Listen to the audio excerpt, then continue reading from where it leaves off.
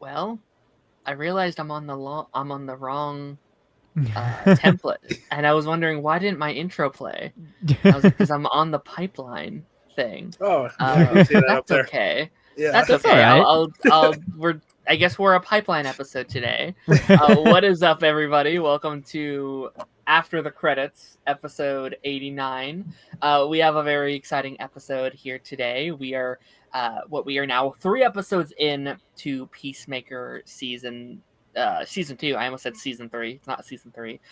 We have some very exciting things happening there, and we are also going to be talking about the season finale of Dexter Resurrection. Hopefully just the season finale. We're going to talk about the looming over what's happening with Dexter, and I imagine in the Dexter bit. But I will say, currently has not been renewed for season 2 as of us recording this. So if we never talk Dexter again, this could be it. I don't know. Never say never. Never say never. It's come back no matter before. What. Dude, okay, I'm going to say this right now. If Dexter gets canceled, I'm making my own fan project. I don't care. I don't care if Dexter gets canceled. We're gonna crowdfund it. We're gonna film our own Dexter. That's end of story. End of story. It is so crazy that it hasn't been renewed yet, right? Because it's it's done insanely well, right? Ratings are up. They're doing well. It on the rating side, they've all been across 9 for 8 out of the 10 episodes. The rumor was they were going to be getting a season 2 and 3 at the same time. They seem I think that's maybe what they're waiting on is do they want to go out and say, all right, season 2 and 3 are greenlit, or let's just greenlight season 2, even if season 3 is already in development behind the scenes. Let's just give them the season 2 announcement, put any queries to rest, and then let us speculate and not have to worry about the show maybe not coming back, right?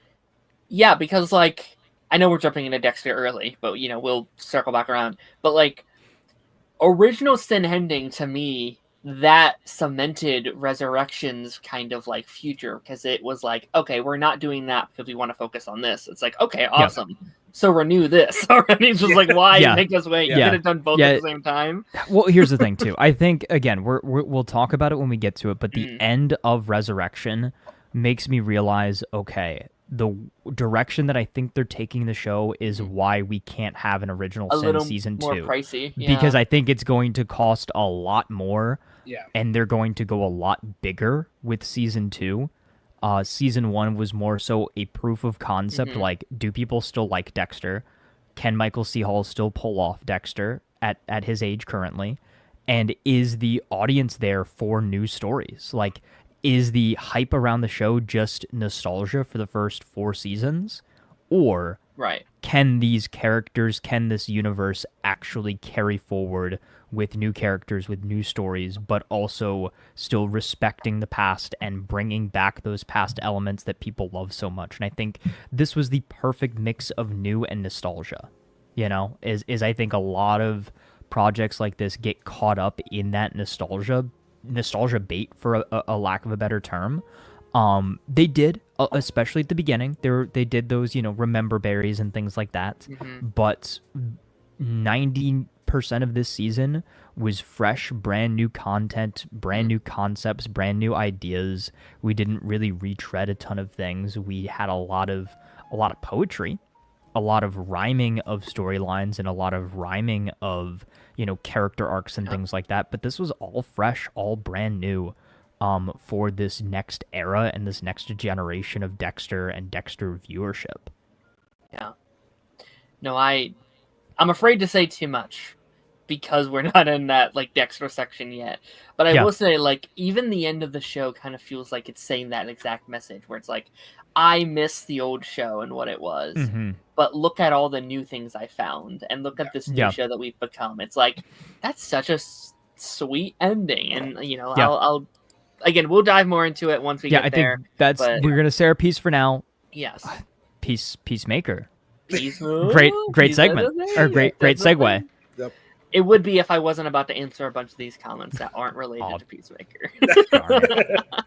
But nice try, Daz. I love that. Yeah. Give me that same energy in like 10 minutes. I got you. Maddie said, well. What's going on, Maddie? Well, I will well. say, Maddie kind of inspired the thumbnail, or the thumbnail and the title, and my, not to go back to Dexter literally immediately, but like the first thoughts of anything I heard about this episode was like Maddie in our Discord, shout out to our Discord, that was just like, this feels like the series finale, or I'm afraid this may be the series finale. And I was like, I had that entire headspace while going into this final episode. So we'll talk about that a bit more when we get there. Yeah, I've got some thoughts. Me too. Short Car said, hello. What's going on, buddy? Maddie said, Darren is Batista. Right now with this hat I am. Hell yeah. Again, in my fan project, Darren, you can be Batista. Hell yeah. He's- Yeah, I'm just dead. Some roll tabs, thanks. Well, who knows? Maybe we're rebooting the entire thing. Oh yeah. Everyone's alive and we're all zombies. Give me that. Yeah. Bitch. Maybe Dexter Resurrection doesn't come back, but they use a different subtitle each year. We pitched this early on, Taz. We said like episode 1. I don't actually hate that idea. I don't think it's the worst idea of all time. What would season 2 be called with what the hints we have right now? Like if you could pitch a title. Ooh. That's a fun question. Ooh. My vote's like Dexter World Tour or like Dexter like International or something like that. Dexter International. Oh, that's a good question. The Killing Tour or something. I don't know.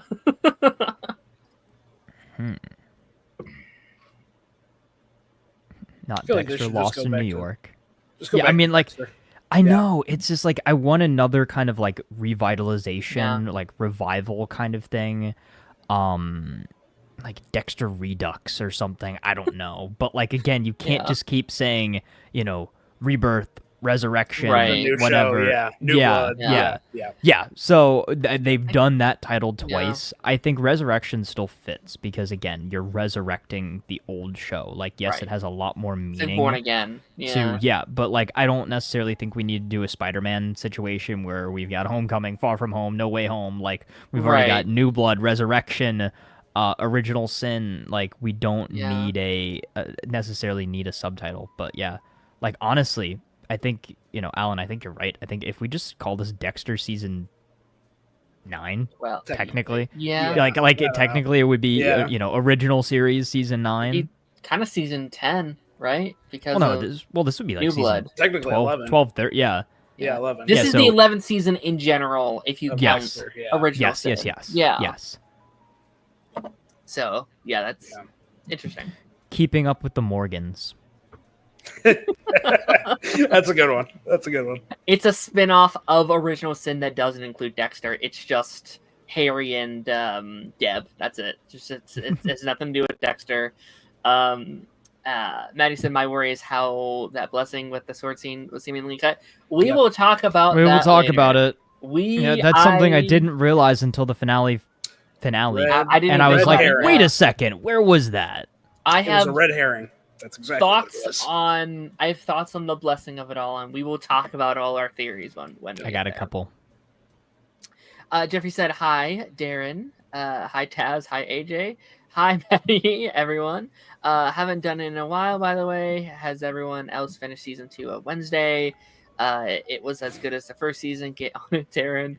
I have seen the first episode of the second season. That is it. I have not touched it. Anyone I've else jump seen on the Wednesday? zero episodes of the first season, 0 episodes of the second season. I will It's on say my this. list. It's you on my have list. not I gotta seen- watch it. You've not seen Yeah. it yet, right? I haven't watched any episodes of it, but my wife did just binge both seasons in the last week and a half, and she is over the moon about it. Nice. Amazing. Incredible. So I do I'll think probably end up watching it soon. I do think how they split it up really deterred me for some reason, because just like the first part came out and I was like, okay, that's exciting, but I was like, next drops in a month, and it's like, It's and an like 8-episode season. Like that's it's normally I'm okay with that kind of stuff, but I was like, I'll just wait. And now it's all out. I'm like, there hasn't been the hype for it that season 1 Yeah. had. It's like, ugh, I'll find time. I do love the show, but it's like I'll find time eventually. Since everything in that shot matched with the ending of Resurrection. Oh, that's the second part of that. I posed. Okay.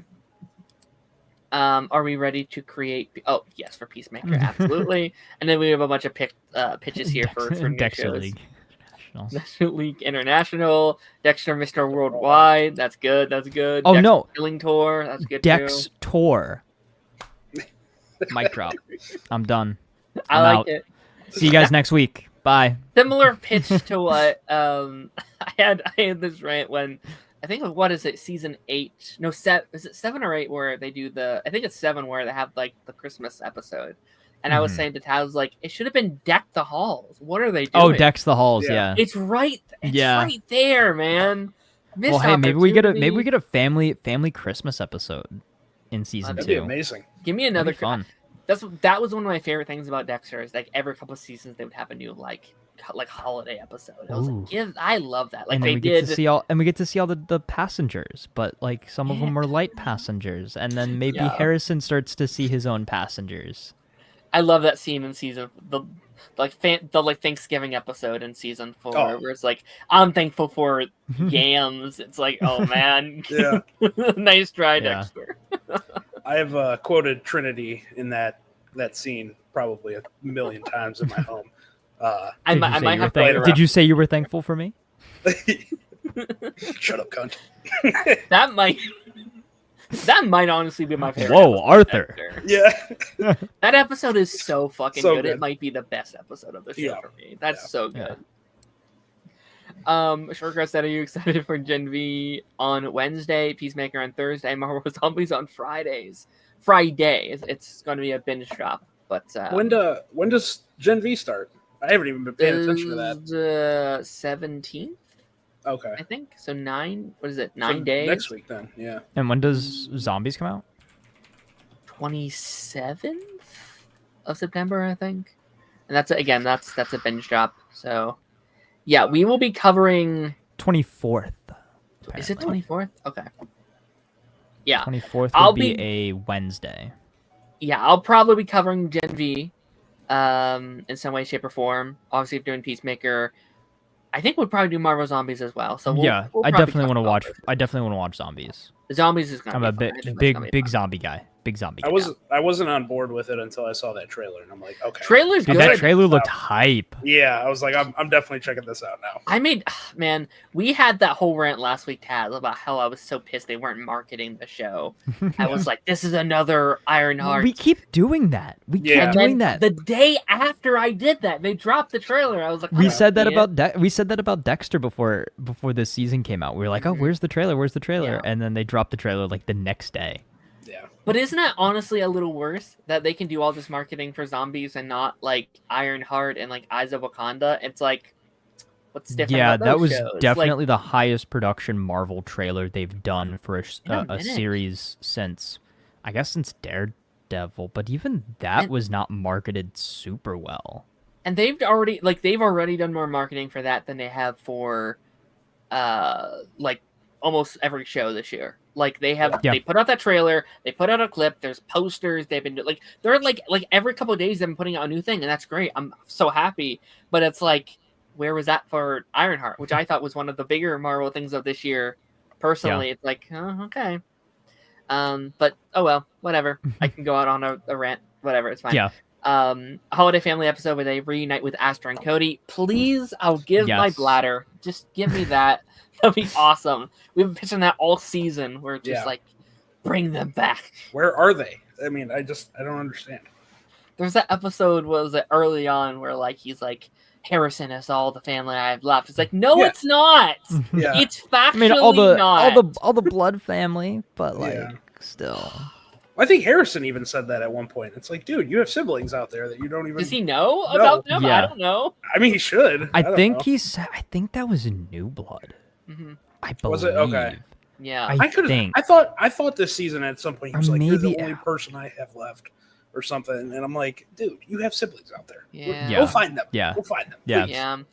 Yeah, I but mean, if this is that's a one of world the tour season, right? If this is a traveling season, what a perfect way to do it. Yeah. I mean, that's one of the biggest things too. Is they never really explored the whole Dexter is legally resurrected kind of thing. Yeah. Because Yeah. wouldn't Aster and Cody reach out to him Yeah. if they If thought that their yeah. their stepfather was dead, Yeah. and then now he's not dead?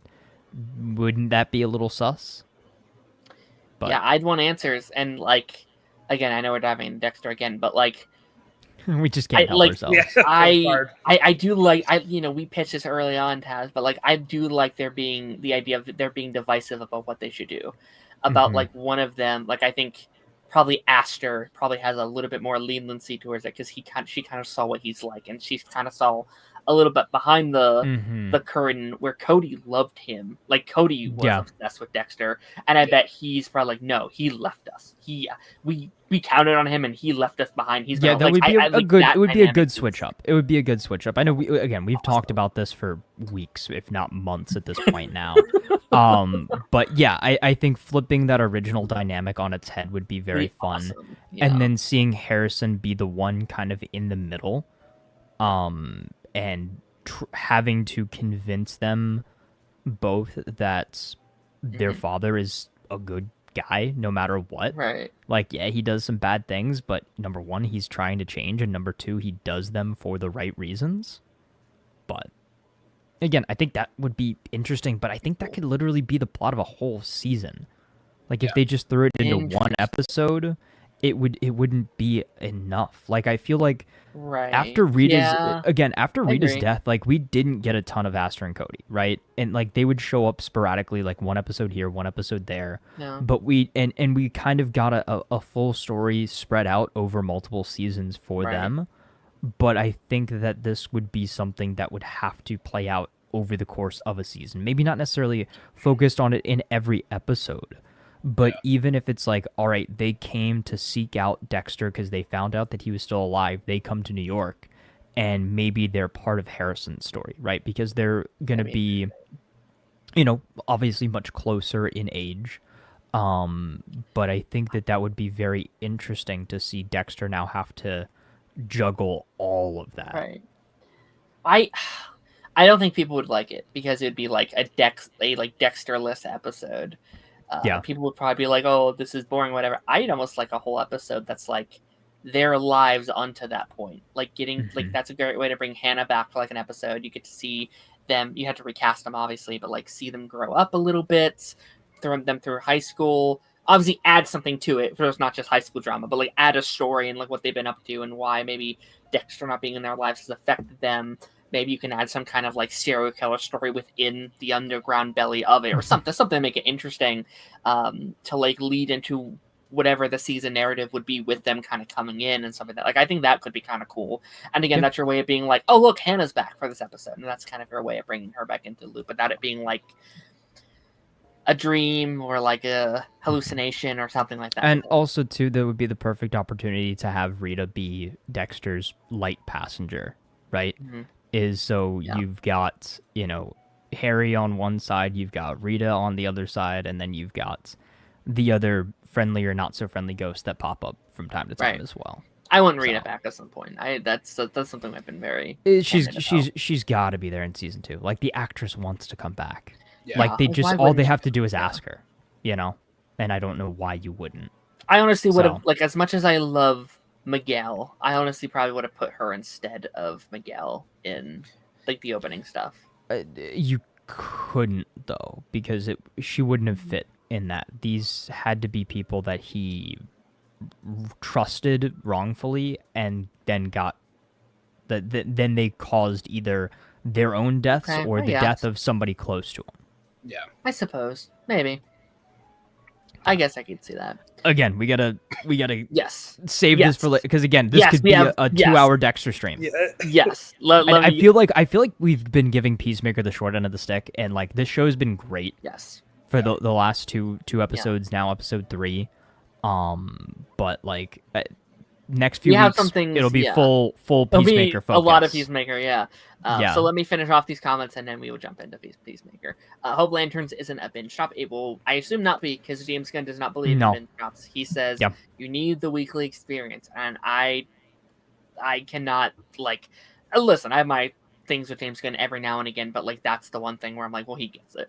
Like especially for that show. Too. Yeah, it's like, as far as they needed to be a hit. They needed to be something that people are talking about consistently. Oh, for series, the Weekly Lanterns is going to be so much fun. I simply cannot wait. Yeah. The gun is going to be set to semi-automatic for these series.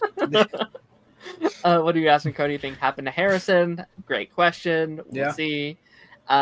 Giving your bladder is crazy. It is crazy. It was the first body part I thought. I'm sure you can think of much better that was body parts or organs to give up. Dexter. Like, how about your appendix or something? I don't know.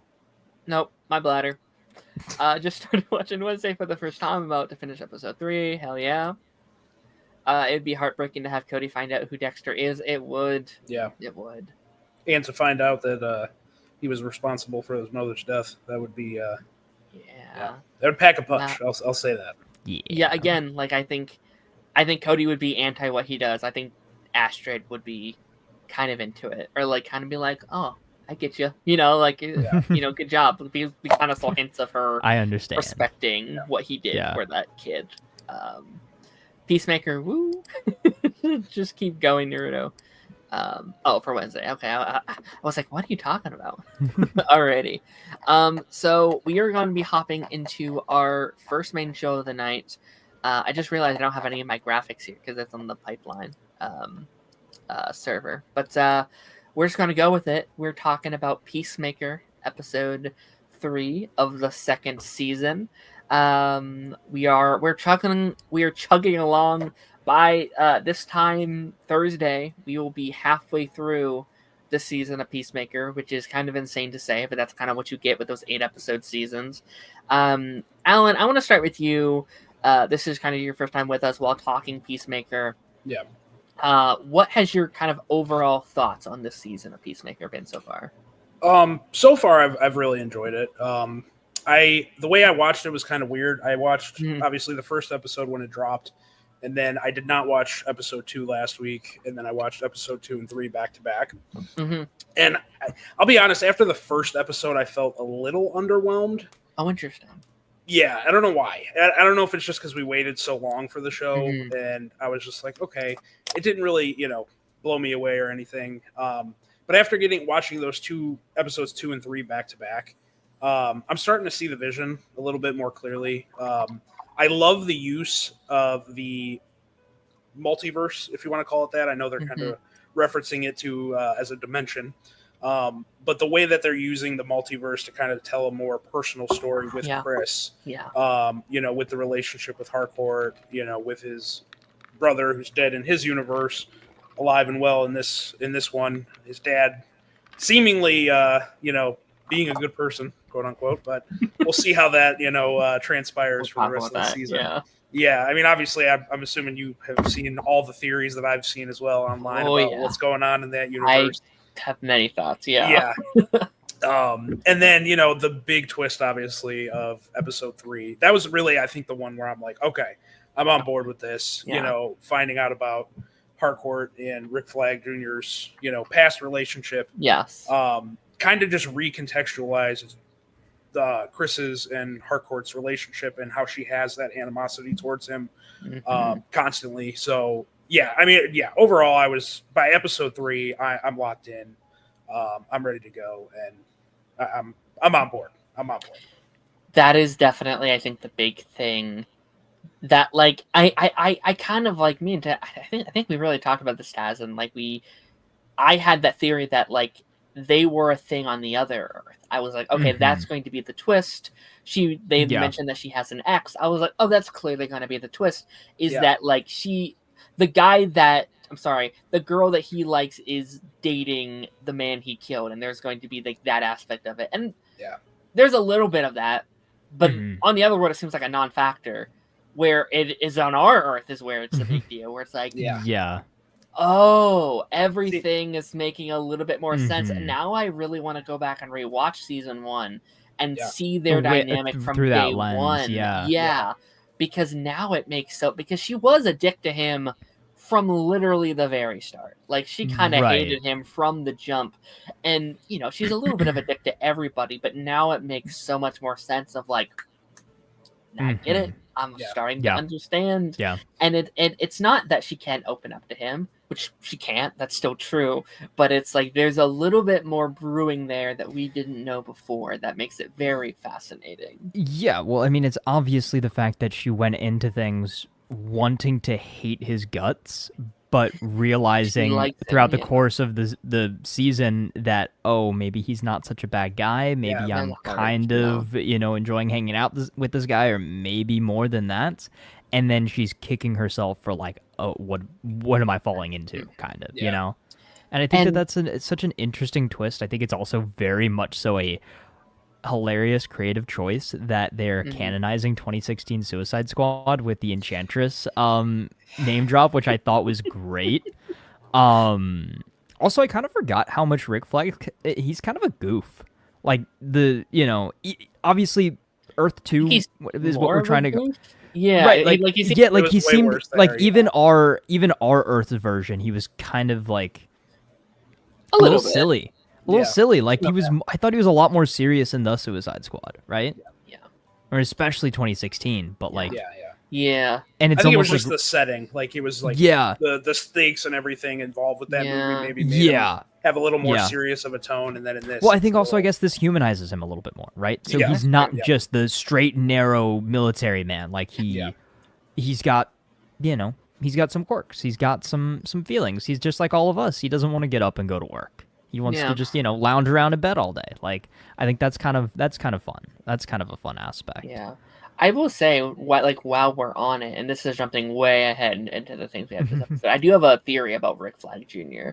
I do think it's a little bit of a facade what we're seeing right now. Like from our POV right now, he's this like kind of goofy little silly guy who's like doesn't want Chris to date his what is now fling, that whatever he has going on with him. I think we may be reading that a bit wrong. I think that the group that Chris is dealing with at the end of the episode, that like terrorist group, I think the big twist of the season is going to be, well, they're actually secretly the good guys. This is a Nazi world. This is our resistance. Yeah. And I think Rick Flag is on that team. And so I think when Chris comes in, he's like, oh, fuck, a hero is here. Or like, like they're here. He's going to fucking stop this. He's going to mess this whole thing up. So that's when he's like, what are you doing here, Chris? What's going on? Like, you have to leave, like, I think it's that energy. Yeah, you know what? I do like that angle, that Chris thinks that he's on this world where they're all heroes and everything like that, and he's taking out the quote-unquote bad guys.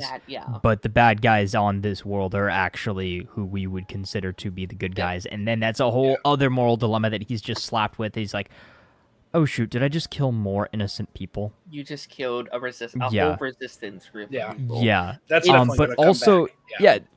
Yeah, Earth X. But also, too, so we're the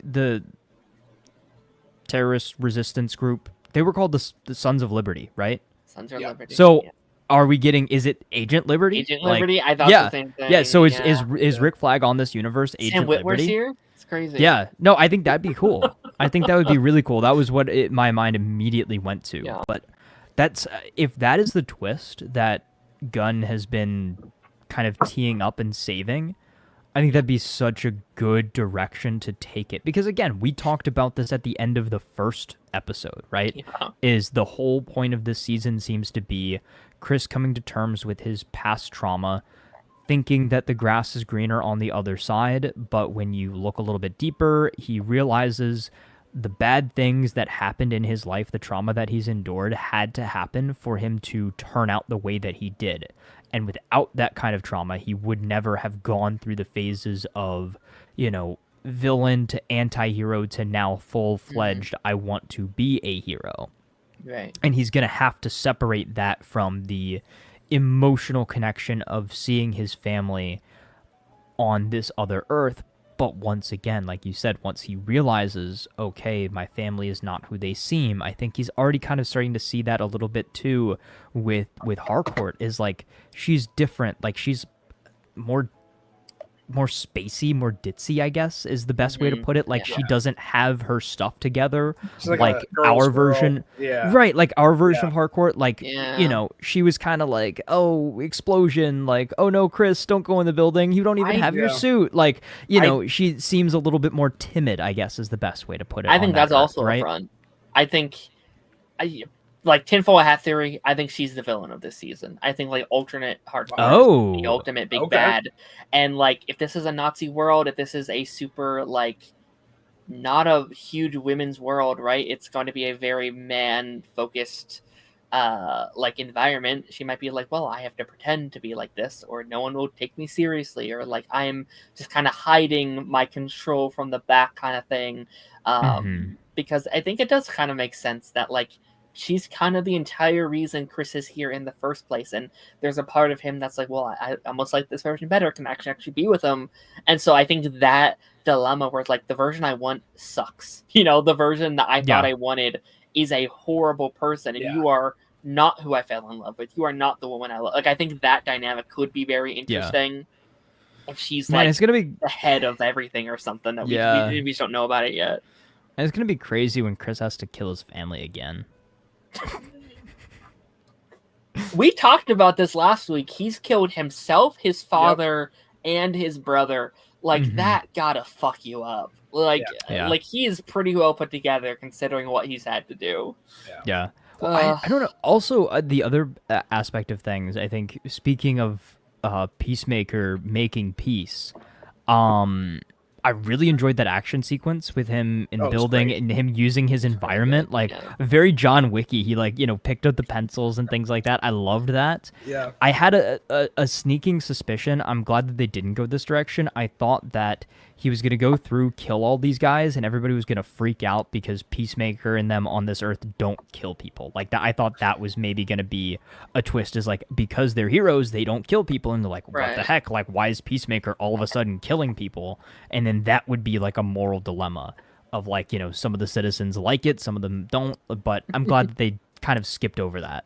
Yeah. I did kind of feel like they set it up that way, like in the way that they were showing him killing the people. It was like it was like this so seems excessive. Overly, like so excessively overly brutal that like people were not going to be down with it, but everybody was like, "Oh yeah, Peacemaker, you just saved the day." Yeah. So which on like the normal Earth, he's been criticized in the past for just straight killing people. So it kind of shows you, you know, what the world that they're building here. Yeah. Yeah. So. Yeah. No, it does go into like, why did I like him so much for doing this? Yeah. Like, why is that so okay? I also thought it was very interesting, like, how popular Chris is. Like, Superman didn't even get this much praise on, like, in the Superman movie, and, like, that led me to be like, I wonder if they're the only heroes in this continuity. Like, there's no Superman, there's no Batman, there's no Wonder Woman, which would make sense if this is a Nazi world, because if it is Nazi, either... One, we're doing like Nazi Superman. We're doing like Brightburn Superman. Homelander. Or what if they What if they killed the Justice League? Suicide Squad killed the Justice League? Confirmed. Yeah. Hey. Although like that'd be one hell of a twist if like we're doing like, because we know final 3 episodes they've teased we're having like it's gonna be they're hiding everything. Yeah. Like, are we doing like Flashpoint Superman? Where like Superman's down in a bunker somewhere with like red sun and he can't escape, you know, like something like that, where like all the heroes are in cages or something like that, and we just have like that's where you have your cameos, where it's like, is that freaking, you know, the Flash in a cage? Who like what's that actor? You know, like that's how you do it, kind of thing. Or even to kind of go further on that, like what if like the villains are the heroes of this world? Sure. Like you get there's like a Crime Justice Syndicate. League with like and maybe that's what makes Chris start realizing like, okay, wait a minute. These are all the bad guys on my world. Peacemaker escaped the Midnight Circus? Yeah. I mean, listen, I don't really want this because I like them being kind of like their solo things, but like James Gunn did recently say that Peacemaker goes directly into Man of Tomorrow, which was officially announced this week, as we haven't talked about that since that kind of come out. But like there was that whole controversy with like James Gunn battling people online, being like, "No, this is what I meant by this statement." And he keeps having to correct himself. But it's like, I don't know. Like, how does it end? That leads to Superman. What does that mean? You know, so like maybe, like again, I don't want Man of Tomorrow to be some multiverse. I seriously don't want that. But like, maybe. I did know. also like how there was a slight Superman reference this week with the like Metropolis event and kind of putting a little bit of a time frame on it. So we're a few months separated from that, and that's interesting that is also, you know, caused obviously Argus to up their security, that sort of thing, and be more vigilant of things like that potentially happening. I think that was maybe why I didn't like the first episode as much, was because I felt like it was out of time. overly trying to be like, hey, we're a part of the DCU. We're a part of the DCU, and trying to retcon what right, and this was a lot more subtle. Now we're kind of getting into the, you know, nitty-gritty of the story and kind of getting away from that. Yeah. You know, honestly, I wonder if one of the cameos we're going to see is going to be Lex. Because maybe they go talk to Lex, be like, okay, well, you had this, you know, pocket dimension technology. Yes. Tell us how this works, smart guy. A rated R Nicholas Hoult Lex, I am definitely down for that. I want to see that. Yeah, there's like a scene from the trailer where it's like Rick Flag being like, set up the like jail cell, I need to talk with, and it kind of cuts. It's like, ooh, which, you know, could be a lot of people. Like, there's a lot, like, especially in the Peacemaker world, where you have like all the Creature Commandos, you have all the Suicide Squad guys. Like, there's some people that, like, I think the main theory a lot of people are like, well, it's Bloodsport from the Suicide Squad. I'll be like, listen, I'm down for that too. That'd be awesome to get like a Idris Elba or like a Margot Robbie or something in here. Like, that'd be insane. But I think Lex is probably the best theory, where it kind of makes sense. Yeah. And you know, he keeps saying that like there's another Superman actor in here. Like, there's multiple. And I think Superman's in it already. Like, I think that's like, at this point, it's like, of course. Those behind the there's scenes photos of them. There's a photo. This I was like, what are you doing? Yeah. Like, it's like, this could be from. I mean, this could be from the set of Superman, but like, probably not. Yeah. Although he was wearing from what it sounded yeah. like. What it sounded like is that he filmed his Superman cameo during the filming of Peacemaker season 2. Yeah. So it was separate from that principal photography, at least. I'd kind of love if it was a misdirect. They're like, we're gonna get these fuckers. They're gonna think it's from set when he's actually not in it at all. Yeah. Well, I mean, just like when we saw the picture of what with Supergirl on the Riverdale set, like, it's just, you know, sets are close to each other, right? It's like, she's not gonna show up on Riverdale. Yeah. You had the like Supergirl and like Agents of S.H.I.E.L.D. photo. You're right. With like Chloe Bennett, it was Chloe Bennett, Clark Gregg, and Melissa, which I'd kill for that crossover. That'd be awesome. the picture of Stephen Amell and Tyler Hoechlin when he first played Superman in that in Supergirl season 2. So yeah, stuff happens for sure. Yeah. I'm trying to think, because like I did like this episode, but it was a much more like straightforward episode where like there's not a lot of like the side characters doing side character things. Like, you have individual scenes I really liked. Like, I loved the like Hardcore and Amelia scene that they have, where it's just like her trying to be the best sidekick that she possibly can for Chris, and her being like, no. And I think that scene works so much better than it did like last week, where they have a kind of a similar scene to that, where it's like, well, now we know. So, like, in contrast to what it was, it automatically works a lot better now. Yeah. So that one was really cool as well. And Vigilante and Economos. Yeah, that was that fun. back and forth was great. Yeah. I know everything there is to know about spiders. Ask me a question. It's the first one wrong. Yeah. I'm still, like, I like him this season, but, like, again, I will say it again. And I'm waiting. It's not a problem yet. I have no problem with anything they're doing with him. But if it is just this for the next 5 episodes, I will have a grievance by the end of the season where he didn't add anything. Which, again, I think they are. No, he did add something. He took Economos' jeans, washed them, folded them, and put them on the kitchen counter for him. And then gave him a little smooch, which was adorable. That was such a cute scene. So have either of you heard about the theory about Vigilante in the other universe? I have I have the theory that it's going to be like comic book, very accurate Vigilante. So it's like, oh, that's the reason why they went totally different with this one comparatively to the comics, which is such a good idea. And if they don't do it, I'm going to be pissed, because it's like, well, I honestly think he's going to be dead. I think he's going to be dead on the other Earth, because again, it'll show Chris why this perfect world is not perfect. Right, his yeah, his family might be there, but his new family isn't. Yeah. Or at least not in the ways that he would Right. need them or want them to be. Right. I've seen some theories that he's actually the leader of the Liberty Group or whatever Right. it was. And I'm like, that would be interesting. Because that would obviously would give Yeah. Chris the Right. moral Mhm. thing, and thinking to himself like, okay, maybe this is not the world that I Yeah. thought it was. And it'd be, again, a good juxtaposition as well. Do you think it's like the same actor? Do you think it's like? Oh yeah, 100%. Probably. 100%. Okay. Yeah. Because like I was even thinking like maybe you can do a bit of like both of yours combined, where like he is dead and someone has to take over the vigilante mantle, like a brother or something. Because in his the comics, his brother is dead. So maybe in this world, I don't know, like he's dead, he takes him over. In this version of vigilante is a lot darker, a lot more grittier, a lot more violent, and he's like, oh, this is one of the downfalls of this world or something. I don't know. That'd be interesting. Yeah, because he's basically DC Deadpool and in the main universe. So which like I enjoy for like what it is. Like I have friends that hate Peacemaker because of what they did with that character, because they love the comic version, and I think that's valid. I think that's fair.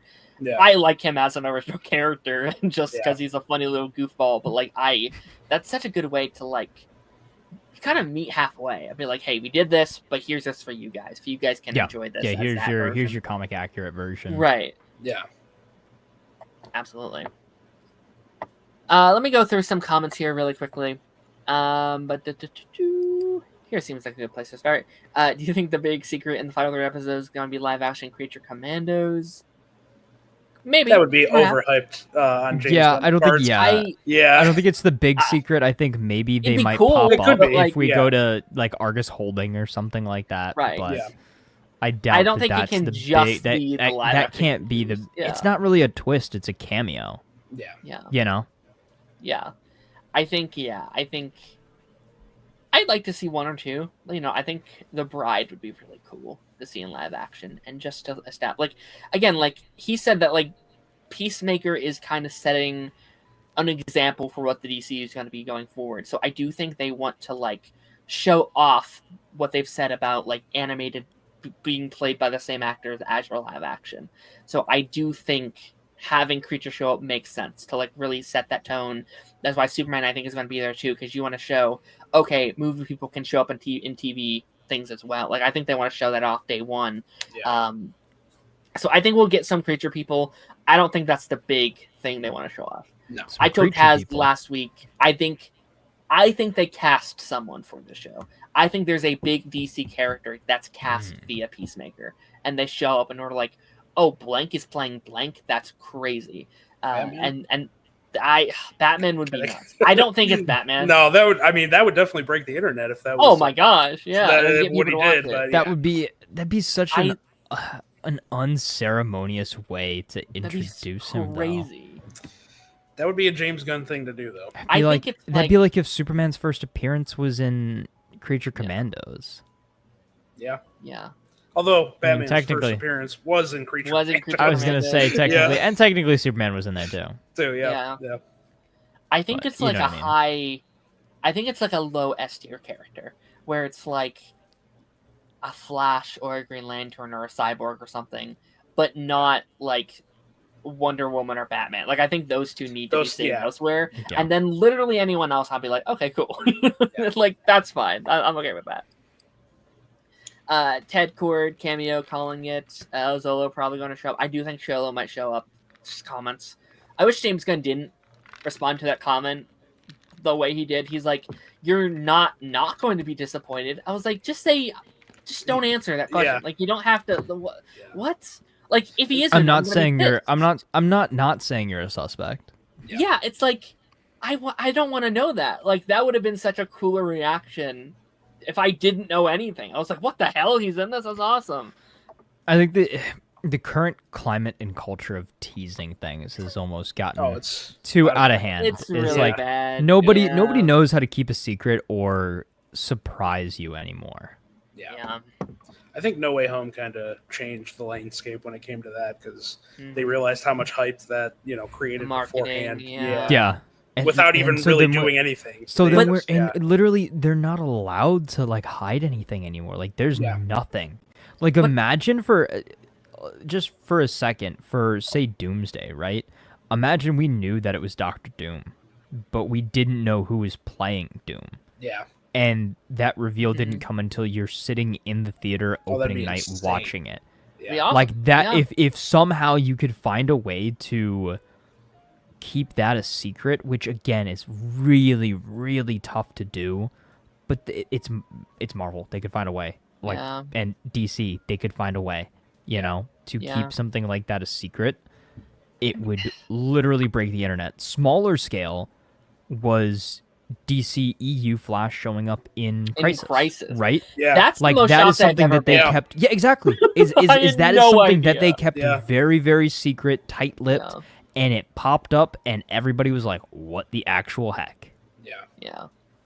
I think the I mean- attention level though is so vastly different to a show like that compared to Yeah. these big Yeah. But we blockbusters. knew- Like, yeah, there's so many people looking at it, Yeah, trying to find out things that be the leakers and be the scoopers, and it's Right. exhausting. Yeah. it is. It is. But I'd even go like further to say I actually think No Way Home is one of the rare situations where, like, we knew, but they didn't say anything, right? They like, put a little doubt there. They put there a little was, bit like- of doubt. Yeah. That was my favorite because, like, going in, we're like, okay, they're obviously in this movie. Yeah. But Yeah. we didn't know. We technically sure, didn't yeah. know. The Yeah. most until- we knew was the John Campea clip where it's like, all right, look closely at Roman McGuire's dick, and it's Yeah. like that's Yeah. technically it. Yeah. And then you have like Yeah. Charlotte Cox, which we did not know about. Like that was Yeah. like it was rumored, but like we didn't know. So like Yeah. do Well, more. that got leaked too, that. but that was yeah. that is true. Yeah. Yeah. Okay, let me zoom through a couple of these comments here. Longshot here, what if we have an Earth X Flash and Grant Gustin because he got he never got to be in the Earth? EA? What's EA? EA Sports. Yeah. It's in the game. Oh, maybe the second part of it. Oh no, sorry, I was He wrong. never got to be an Earth X character in the Arrowverse. I know it won't happen, but That'd be hilarious. I would actually. I'm like, I would be happy with that. listen, I was on the basis for a long time up until this point where I was like, Grant, he should be someone new. I love Grant Gustin. He's my Flash, but he should be someone new. But as of recently, I've just been kind of like, you know what? Fuck it. Like, he wants to do more. It seems like, James Gunn recently shouted him out. He loves the movie. Seems like that's what everyone wants anyway. I've been kind of at a point where it's like, especially if we're focusing on Wally anyway, I've been kind of like, you know what? Fuck it. Just let him do it. I don't know. Like, I'm not surprised at this point because, like, I think James Gunn is very in tune with what the fans want at times. Like, he listens a lot. So I could see him being like, people are begging for this guy. Let's just throw him a bone. And it's very I don't clear, like the line that he has, pretty much crossed when it comes to what is canon, what's not. Yeah. I wouldn't put it past him to do something like that, honestly. I think that's less messy than Peacemaker and Yeah, like his yeah. people. Like, if you Yeah. can bring in like Enchantress from like Suicide Squad, I was like, why not at this point? Like, bring in Grant Gustin, bring in Matt Ryan as Constantine at this point. I was like, you know what? Whatever, it's fine. Well, there's some people theorizing that because of them canonizing Suicide Squad 2016, that the DCU Batman is going to be Ben Affleck, and I'm like, absolutely not. I don't even want to see any comment sections if that was ever confirmed. I'm good. No.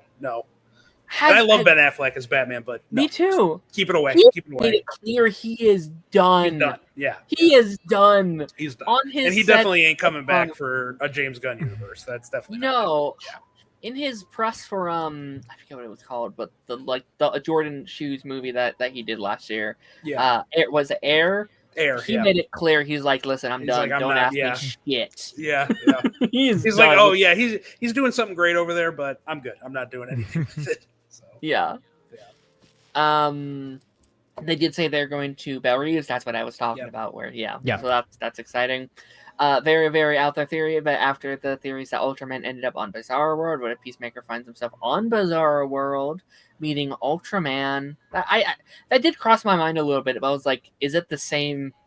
Like, is Lex's tech and Peacemaker's tech the same tech? I feel like they were implying that with Yeah. they were Maybe. talking about. Is all this interdimensional pocket Right, are they dimension connected? is that it's all similar, and that's why it sparked or piqued their interest, is because it does have that same kind of energy signature, or it same kind of technology, or at least that's the running in-universe theory right now. Yeah. And then they said then that could lead into Man of Tomorrow. I could see it. I would not be completely shocked if that's what they do. Although I'd kind of wish they'd wait a little bit for the Bizarro thing to hit a bit harder. Like, I think that needs to be, like, 5 years down the line. I want an actual Justice League where we can do, like... People say Bizarro, but I think I'd rather just, like, Crime Syndicate. Like, he gets sent to this other world where everything's backward. Like, I think that'd be a lot more hype for me, personally. I don't... Brainiac... Yeah, they're mentioning Brainiac or Superman 2 or Man of Tomorrow. Let's see, is there anything else I want to bring up here? I sometimes think the best surprises are the ones where they're coming, but they just don't confirm it yet, like No Way Home. I would agree. It's like the Dokes meme that's been going around right now. It's like, I know blank, but I just can't prove it. Yeah. I saw one with Chris Evans. I thought that was the best, where he's like, I know he's in Doomsday, but I just can't confirm it. It's the Dokes meme. Like, it's so good. Yeah, that's actually like a great example, because he's in the movie. Like, he's in the movie, but it's like, gotta keep that secret. Not to mention, though, too, like, No Way Home, like, that was such a, that's never really going to be recreated on that level, I don't think, again. Just, it was how long we hadn't seen those characters, the hype going into it. If it wasn't for Jamie Foxx, I feel like they wouldn't have went that route, with pretty much spoiling everything. But, it's hard. It's going to be hard to ever recreate that type of hype going into a movie. Yeah, I don't think there's anyone, like, there's no one in Secret Wars that's cooler than they've already introduced, right? Like, I think they've already done all the big ones, and a lot of them are coming back, and that's fine. But, like, Hugh Jackman was, one of the big ones. Toby, Andrew, your Professor Xavier's. Yeah, like, you've kind of already done that, which is why... there's actually... They have no cameos left. Which is why... I think Marvel's kind of done everything. Yeah. Like, there's some. Like, I think their last big one for me was a James Marsden as Cyclops, and bringing him back, giving him the suit. Well, that's what I'm saying. They're doing everything. Yeah. I mean, maybe Fassbender back as Magneto. Right. Maybe, but we've already got Ian McKellen. Ian McKellen, yeah. Yeah. So, again, what else are we gonna do? I think why. Oh, go ahead. Go ahead. I was gonna say, I think for me, like, the only thing I think of that was like can wow me from what they've already done is like seeing Hugh Jackman and Tobey Maguire and the Ghost Rider and all those original characters all together, because we never got that. Ben Affleck Daredevil. That would be great. That's kind of. I think that's the element that I think might work about Secret Wars if they do it properly, where it's not about having cameos, it's about having characters. It's like, getting them all together. We've slowly bbeen reintroducing them, and now they're all coming together for they can work together and format together. And then I think the cameos, like, you're gonna have the little ones. You're gonna have your Portal ass scene where it's like, oh, it's all the stuff we haven't seen. I think you're going with all the reference characters, and this is from this thing. And I think animation is going to be a big one. Like, once you open that pocket where it's like, okay, it's Miles from the Spider-Verse movies, and it's X-Men 97, and it's Spectacular Spider-Man, it's like all those guys where it's like, oh, holy shit, this is crazy. But I agree that I think the meat and potato should be like the characters that we've met along the way getting to work together. Yeah. What up, Lance? How's it going, buddy? If you want that link for Dexter, let me know. Is it Dexter o'clock yet? I think it's Dexter o'clock. Is there anything? I know we kind of went off on a tangent there outside of Peacemaker, but is there anything we haven't talked about yet for Peacemaker that? No, I don't think so. I mean, outside of them continuing the bird blindness running gag. Oh, that. Which, I'm already starting to. I'm honestly already starting to get kind of tired of it. Oh, really? I'll be completely honest. I feel like they're kind of dragging it too much. I didn't like it in episode 2, but I I liked the joke in episode 3 with Economist, where he was like, I don't remember what he was like.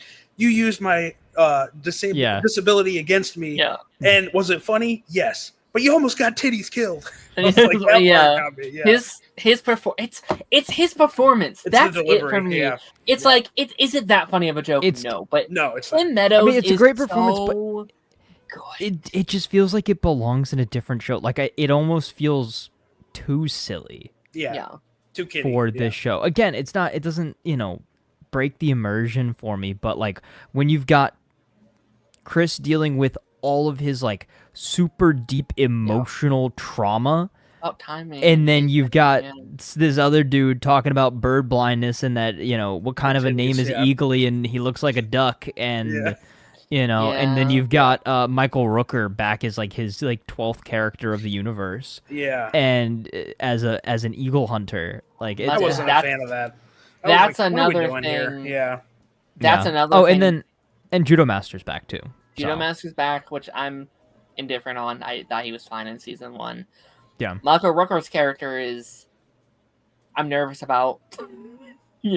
I've criticized James Gunn in the past for making some very, I guess, risque jokes about some of that kind of stuff. It's like, all right, a white man as an Indian character. Let's see where that goes. Because I think I think the punchline has to be, oh, he's a bad person. Like he is appropriating this culture where he should. Like I think that's hopefully the punchline. Mm-hmm. But if it's just a character, I'm like, well, that's a bit weird. That's a bit odd, especially to waste Michael Rooker. Well, again, you're not wasting him. He's been like 5 characters already, and that's he'll true. just But keep like coming back. In this universe, particularly, do you want to have him be a joke character, a one-off side guy? I'd rather give him like an actual role. They'll probably bring him back as like honestly, probably his next role will be like a CG character where he's just voicing them. True. That is probably true. Yeah, they'll kill him off and then bring him back. Well, isn't his character from? Is his character from Suicide Squad still alive? No, No. Yeah. Although no, he's not. He could be now. Like we don't know. Maybe he just didn't die, or maybe he wasn't on that mission this time around. So you could. Or he wasn't in that tank. I don't know. Yeah, like with him here, maybe he just does. He's not that character in this continuity. Like he just, I don't know, something like that.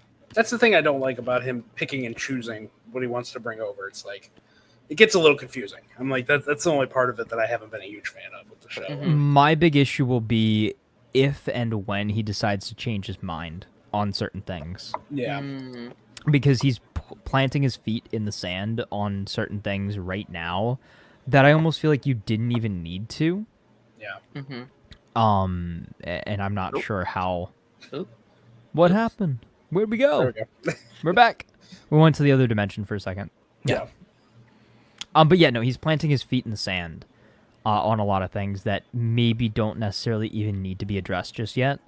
Like, just by name dropping Enchantress, you just opened up a whole can of worms of canonizing a whole other Suicide Squad movie with a whole other cast of characters. Yeah. So that means Will Smith, Deadshot, once again confirming, Margot Robbie, Harley Quinn, Jared Leto, Joker, Ben Affleck, Batman, Ben Affleck, Batman.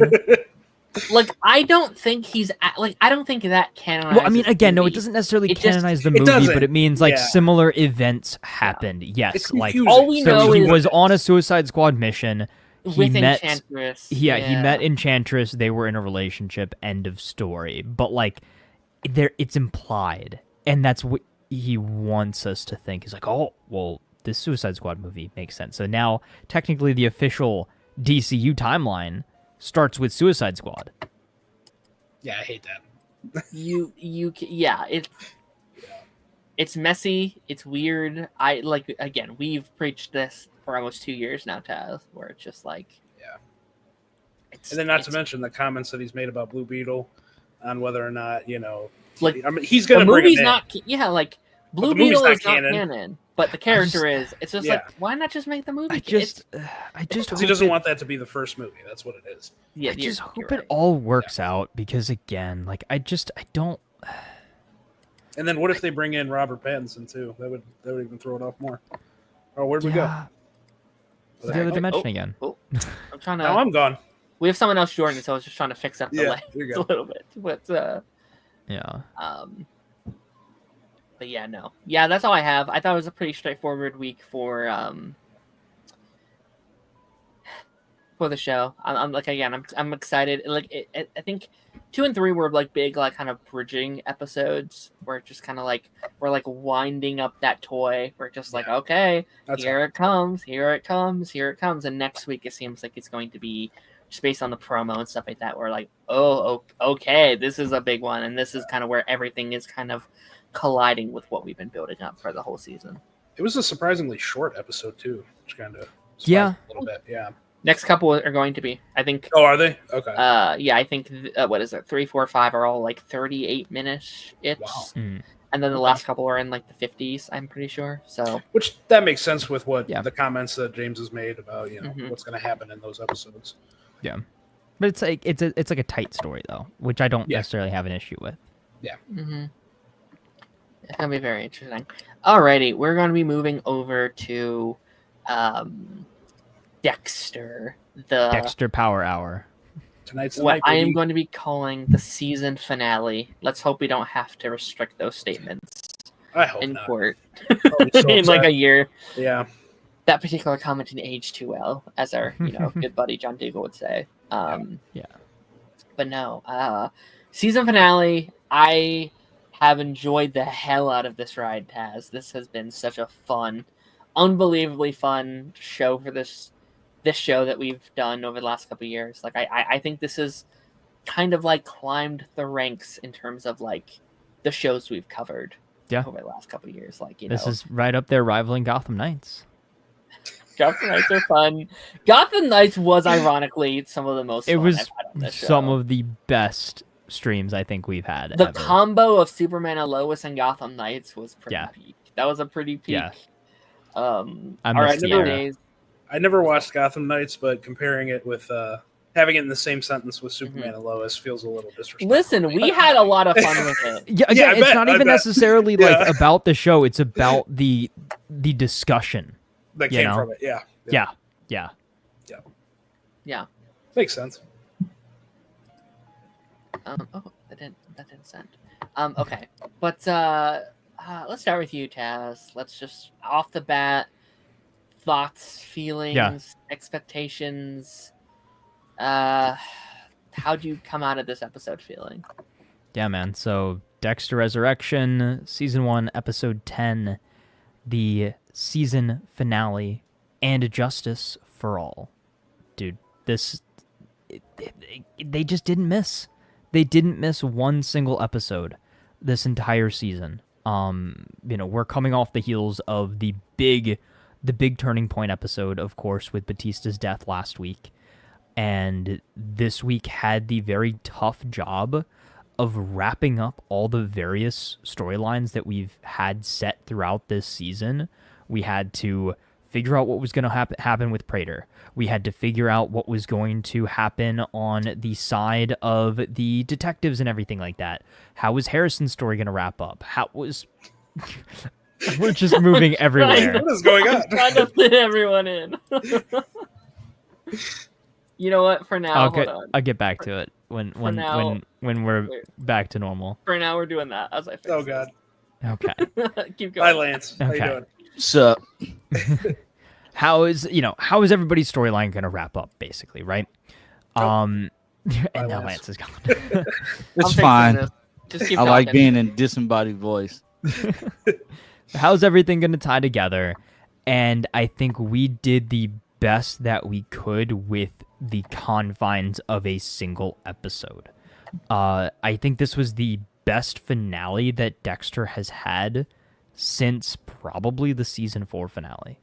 I don't think necessarily it tops it, but I think it is, able to be talked about in the same breath.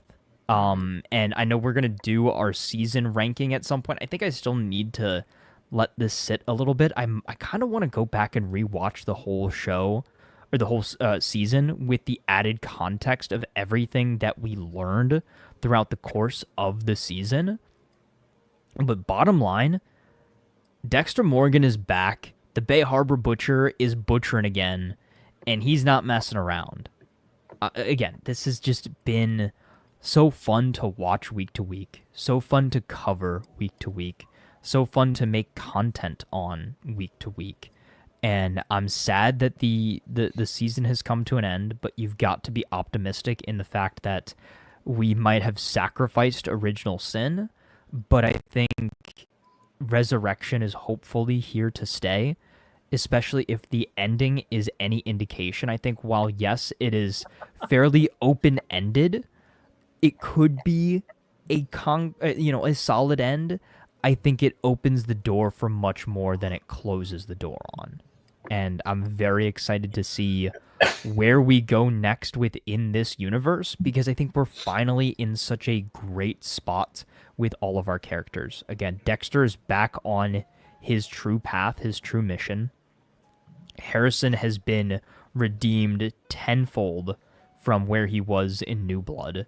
Kind of disappointed on that one. Really? If I'm being completely honest, I kind of wanted him to be a serious. Like I went into Resurrection feeling as if he was going to be like the next Dexter, like he was gonna like be the next serial killer. Like I wanted that. I think I don't know why I just he's did. not though. Like yeah, I think that was kind of the point, was that we all wanted that, Dexter wanted that, but that's not what Harrison wanted. That's not who Harrison is. Will he kill when push comes to shove, like to protect somebody, or if it fits the code? Sure. Is he going to stop Dexter from killing people who fit the code? Absolutely not. But is that going to be his first way he solves a problem? No. We've had multiple conversations with Dexter and Harrison throughout the season of drawing comparisons to how he's very similar to Deb, how he, is taking a lot of elements of things that Harry taught him, but using them in a better way, and that Harrison is the person that Dexter wishes he could be, who he's not so consumed by his darkness that he doesn't need to feed this dark passenger. Yes, he gets angry sometimes. Yes, he has darker tendencies, but that just makes him human. And he is not as broken and messed up as Dexter is. Yes, they're both, born in blood, whatever, but they're not the same. And I like how they've grown so much closer throughout this season, when Dexter realized that, yes, he's my son, but I don't have to burden him with everything that I've been burdened with. I don't have to treat him in the same way that Harry treated me. Maybe I can actually take some of that burden, like he does with the watch, earlier on in the season, but just take some of that burden, teach him, and have him learn from the mistakes that Dexter has made and from the mistakes that Harry made in raising Dexter. Yeah, I think, like, because I'd say that's kind of like New Blood's problem with Harrison. Jesus, name lost me for a second. Like, I think in that show he's kind of just like Dexter's son, and that's it. Like, that's his entire personality. It's like, oh, I'm son of Dexter, and like that kind of being the ending of any of his character at all. Where in here, I think it was really smart to not have not have Harrison interact with Harrison for like the first almost 5 episodes. Like, you let him live his life on his own. It almost feels like the like Harrison show, and I think the Harrison show is just as interesting of a, maybe not as interesting, but I think it's also an uninteresting show on its own. Where if they just spun him off into that, I'd probably still watch it. Like, I think that was a fun aspect to it. And it's kind of like the best of both worlds, like when you're watching like a spin-off show where it's like, oh, this spin-off show is good, but I miss blank character that was in the original show. It's like, but this is kind of like the perfect piece of that, because you get that and you also get this. It's a bit of both of what you kind of love from it. So I'm currently very happy with where we're going with Harrison. Long term, I am curious though, like, where are we going, like, in, like, 2 seasons time, where does Harrison sit long term? Does he slowly inch away from where Dexter wants him to be, or does he inch closer to where Dexter currently... Like, I'll be curious to see what direction they take him. I will say, right now, he likes to eat. I was just about to say that. But what I will say is, I think she's gonna end up getting caught in the crossfire. Yeah, Who, Because Gigi? yeah, I think Yeah. Gigi's gonna end up getting caught in the crossfire, or she's gonna find out who Dexter really is, and she's gonna have that dark side. Ooh. And notice how he just isn't around the other chick and her son anymore. Like, No. just out of nowhere. Like, it was like I don't even remember the last episode they were in, but it's just like, Yeah, they It was dropped that episode cold. Episode 8, I think, as soon as Yeah. they introduced was when they were out Gigi, on it's the just like, on the lake. Yeah. yeah. Well, again, we all had this theory that Elsa was going to be a target for Al or Rapunzel. Right. And that never So, happened. Maybe next I don't know. season. I was gonna say they're Maybe- pocketing Al. He's definitely coming back. Yeah, but Maybe but that also, why would they? I think they said it more so like Dexter's gonna go after Al, Al, and yeah. this is Maybe- something that I want to talk about a little bit later on. But again, we kind of mentioned it. Dexter World Tour. He's got all the files. I think this season, why it's going to cost so much more is Dexter. Yes, is based in New York now, but every episode will be him looking through the dossiers, finding a killer, and going to a new city. But maybe that's what brings him back, right? Like he's off to kill Al, and like he gets like a call from Harrison, like end of the season, being like, "Dexter, I need your help. She's kidnapped. Al's here." He's like, "What? What?" So he has to go back to New York, which like takes the whole season kind of full circle to finally kill Al. And Al's almost like your big bad of season 2. Maybe he's not at that level. Like I'm not sure if he's big bad worthy. I don't know if you're gonna make. I don't think him he's the big bad. I don't villain. think he's big bad but- worthy, but I think he's just a creep. He is a creep. Yeah. Yeah. Yeah, he's definitely. I don't know. I think they might reveal that he was secretly the most dangerous out of all the Yeah. That's what I. group of Yeah. the Yeah. Killers Club. You Yeah. know, I love I mean- that he's the one that lives. I think that's such a great element to it because he's the Yeah. one that's like, oh, he'll be the easiest, you know. You know, think, yeah. yeah, but it's like, oh, he's Watching the- how he hunts is genuinely unsettling. Like, Oh yeah. and the fact that he's able to separate it so well, like we saw that with the like Gemini killer. I'm sorry, not the Gemini killer, the Trinity killer. in Trinity, season yeah. 4, Mhm. where it's like he has such a good balanced life at home. He's such a Yeah. good father. And it's like, oh no, and the fact that He's- he's able to have that life is showing that he's the most fucked up. Like, for all we Yeah. know, I was going back home and like beating his kids and his wife. It's like, oh Yeah. no, like this is really Yeah. bad. excuse me. Yeah, but I do also like before we get into kind of the main meat and potatoes of the actual finale itself. I do love how this season continued the theme of what Dexter is all about, right? But just on a much larger scale. So Dexter finds his big bad. He finds the killer of the season and befriends them, thinks that he can learn from them, trusts them, ends up having them do something that they shouldn't, and that formula still exists this season, right? You know, trusted Prater too much, Prater kills Batista, Dexter has to kill Prater, obviously, right? But we got to see that on a much smaller scale too throughout the season with the other killers, and I think they all really served a great purpose.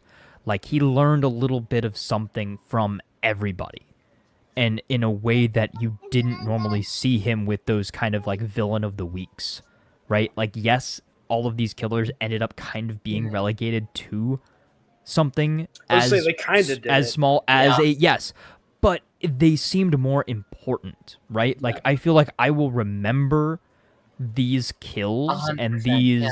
you know, vetting phases and things like that a lot more than just I say think a random, you know, think about it. Like, how many random villains of the week do you really remember Dexter killing? You know, Very back in the original series. yeah. Like, you know, you remember the big guy, right? The 7-foot tall, like, you know, I forget what his yeah. name was. But one- you know, you yeah. remember that. I remember the couple that was doing like the human trafficking and stuff like that. But like, Right. I don't really, you know, Nurse you from can't. season 1, yeah. Right, Very- like, you don't really remember a lot of those, you know.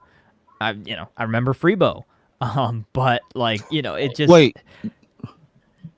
what? I don't remember that. that was from like what? the original The- show. I know I don't remember that. Which one? Which one? The human trafficking ones. Yeah, they were in like in a junkyard, and then like he thought it was Jordan just the Chase. husband. No, Yeah, no, no. yeah. When he thought it was just the husband, and then it was actually the wife that was in on it too, and he ended up killing both of them. I don't remember that either. I love how like when he kills, like he exhales as I mean, they're you're proving giving our their point, last breath too. Yeah, yeah. Maybe I need to But- rewatch. I remember, like, wasn't she like a cop? The one, it was like this, like. Oh this, no, like, yeah. That was like I the remember that one, yeah. sharpshooter that she like killed her Yeah. family. Yeah, I yeah, I remember the that only one too. reason I really remember her is because they like use that in all of the like edits where it's like, are you gonna rape me? It's like, no, like why? Yeah. Why are you all about Why do you rape? I'm always not go really there? doing Yeah. that. It's like, Yeah. stop it. And I use that in like all the edits to show he's like a good guy because he's not gonna do that. And it's like Yeah. they're basics. That shouldn't be your standard guys. Come on. I have a But question. No. Yeah. Go Okay. ahead, buddy. What is your question, caller? How do we feel about how he handled Prater? I thought it was good.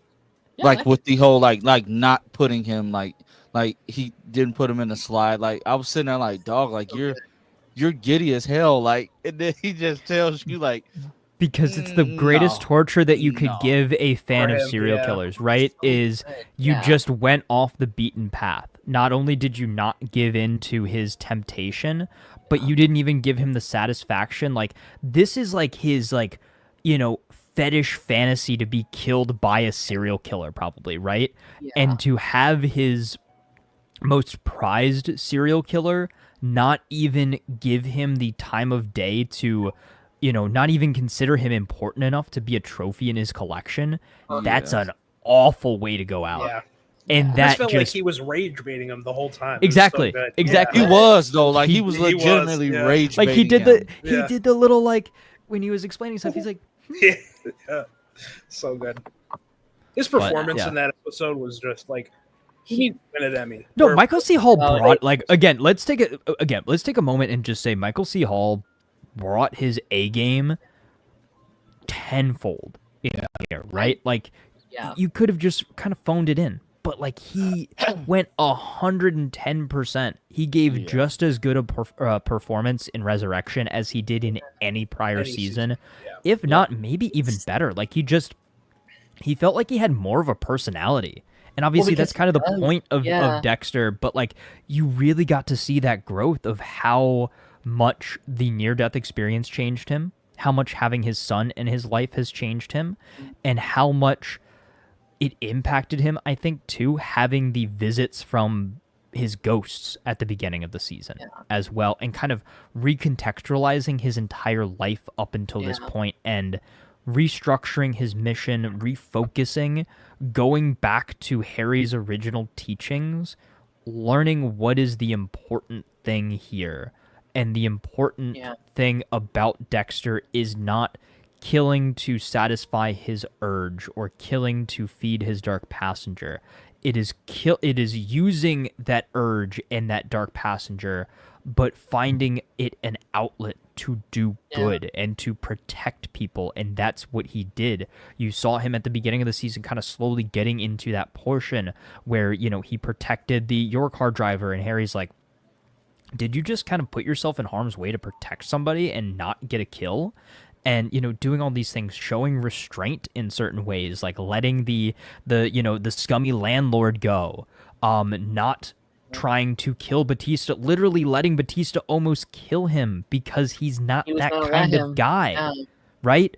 Dexter is such a different person than where we left him, and it's such a great juxtaposition to where Dexter thought that at the end of season 8, Dexter thought all he does is destroy people's lives and get his friends killed, and that he needs to just remove himself, and what he does is not meaningful whatsoever, and life would just be better off without him.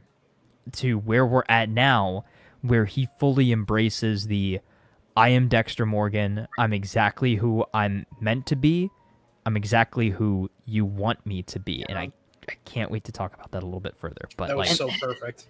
And it's so literally interesting. perfect. Yeah. And like, what's so interesting about that though, is like, he kind of are still playing devil's advocate, because you could be like, well, look at all the serial killers he's took off the board this season, and look at all the good he's doing. But then we also have like Batista's laying on our floor dead because of the decisions that Dexter has made, and it's like, I'm not putting Batista's death on Dexter.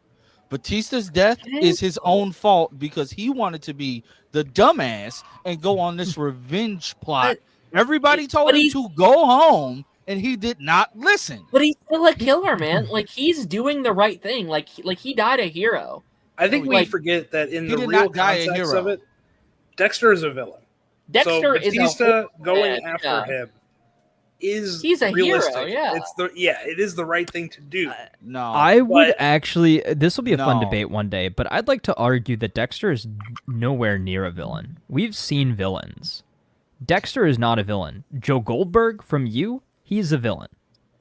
Dexter is not. Dexter has killed some innocent people, but he's not. But that doesn't necessarily. That sounds awful. But that doesn't make him a villain, right? Like, he understands what he's done wrong.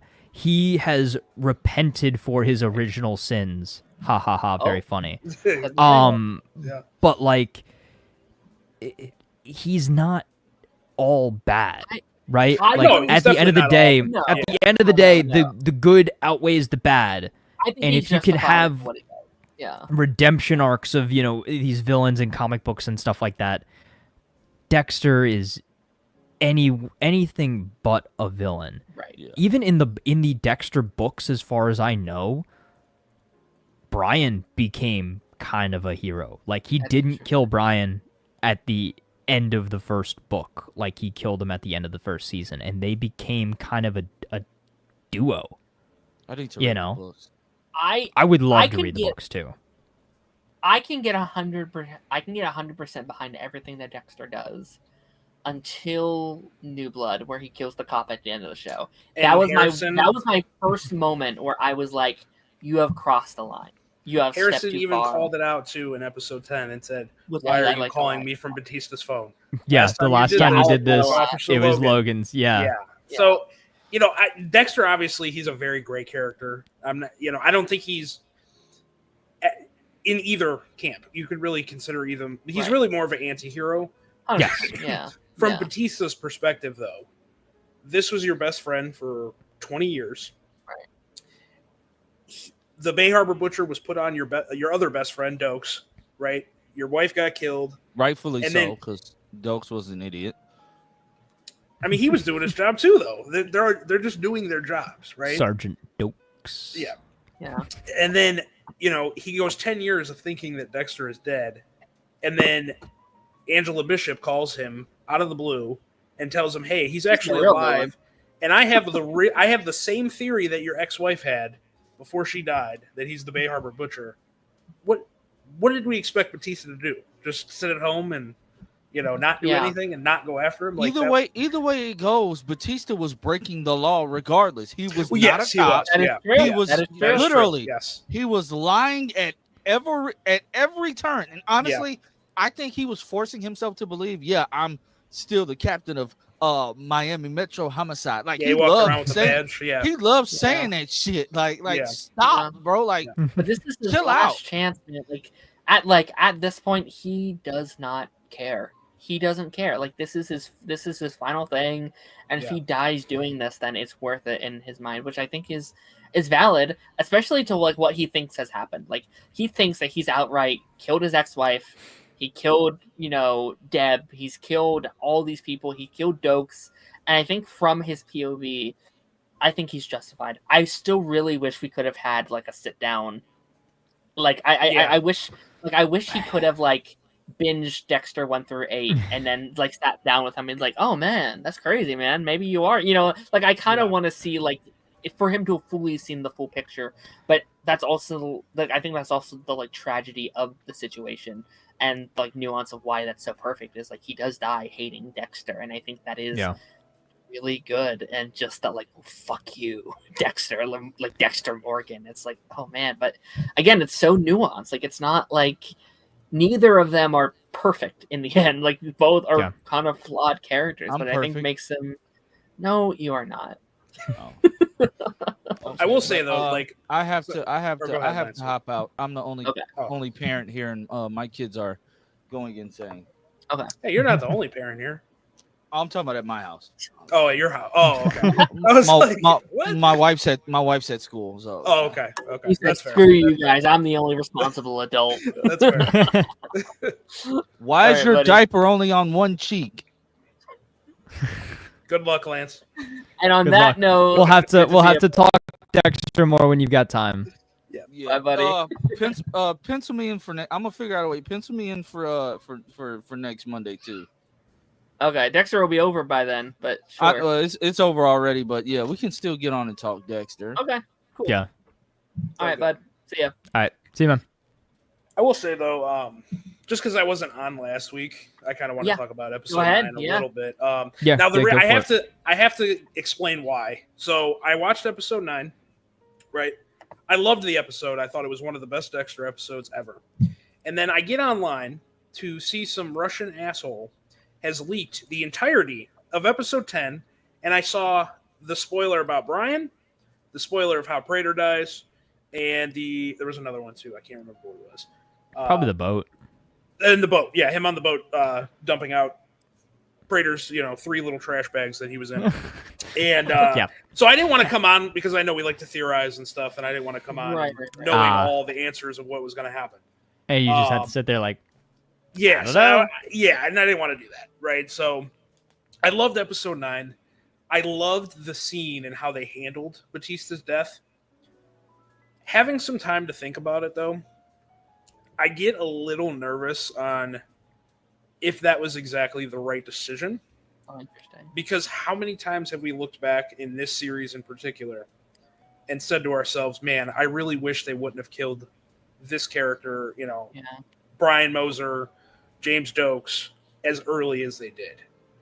And I kind of wonder that I kind of wonder, did they kill Batista a little too early? We're never going to know until we get later in, a few more seasons and see where they go. Right. I think this should have been a 12-episode season. That's my argument. That's my argument. I think we killed Prater way too quickly. We should have sat in his evolution a little bit longer.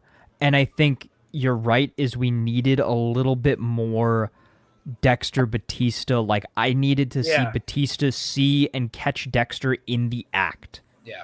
Right? I think that if we had those two elements, that this would have been the perfect season. I think maybe my biggest criticism of the finale is it was amazing. It wasn't perfect because it felt rushed.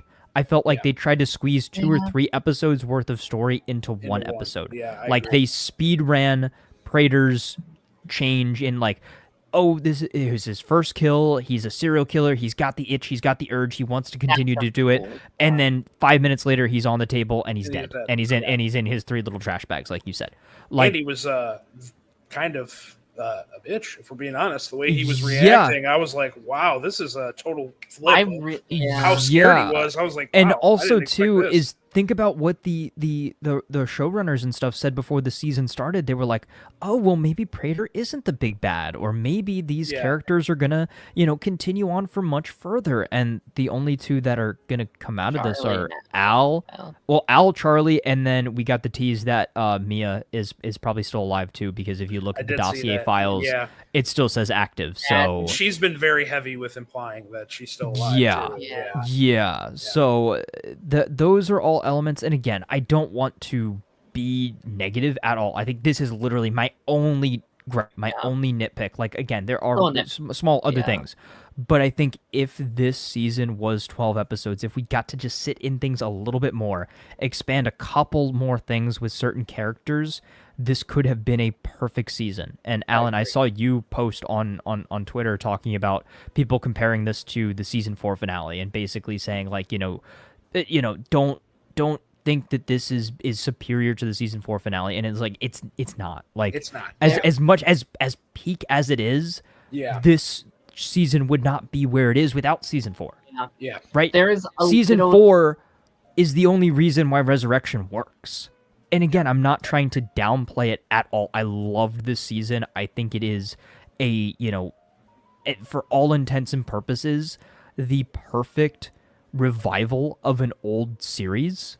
I agree with but that. it's not necessarily right there on the level of the original show. Not a Not as big of a gap perfect as not as big of a gap as Born Again to the original Daredevil, Yeah.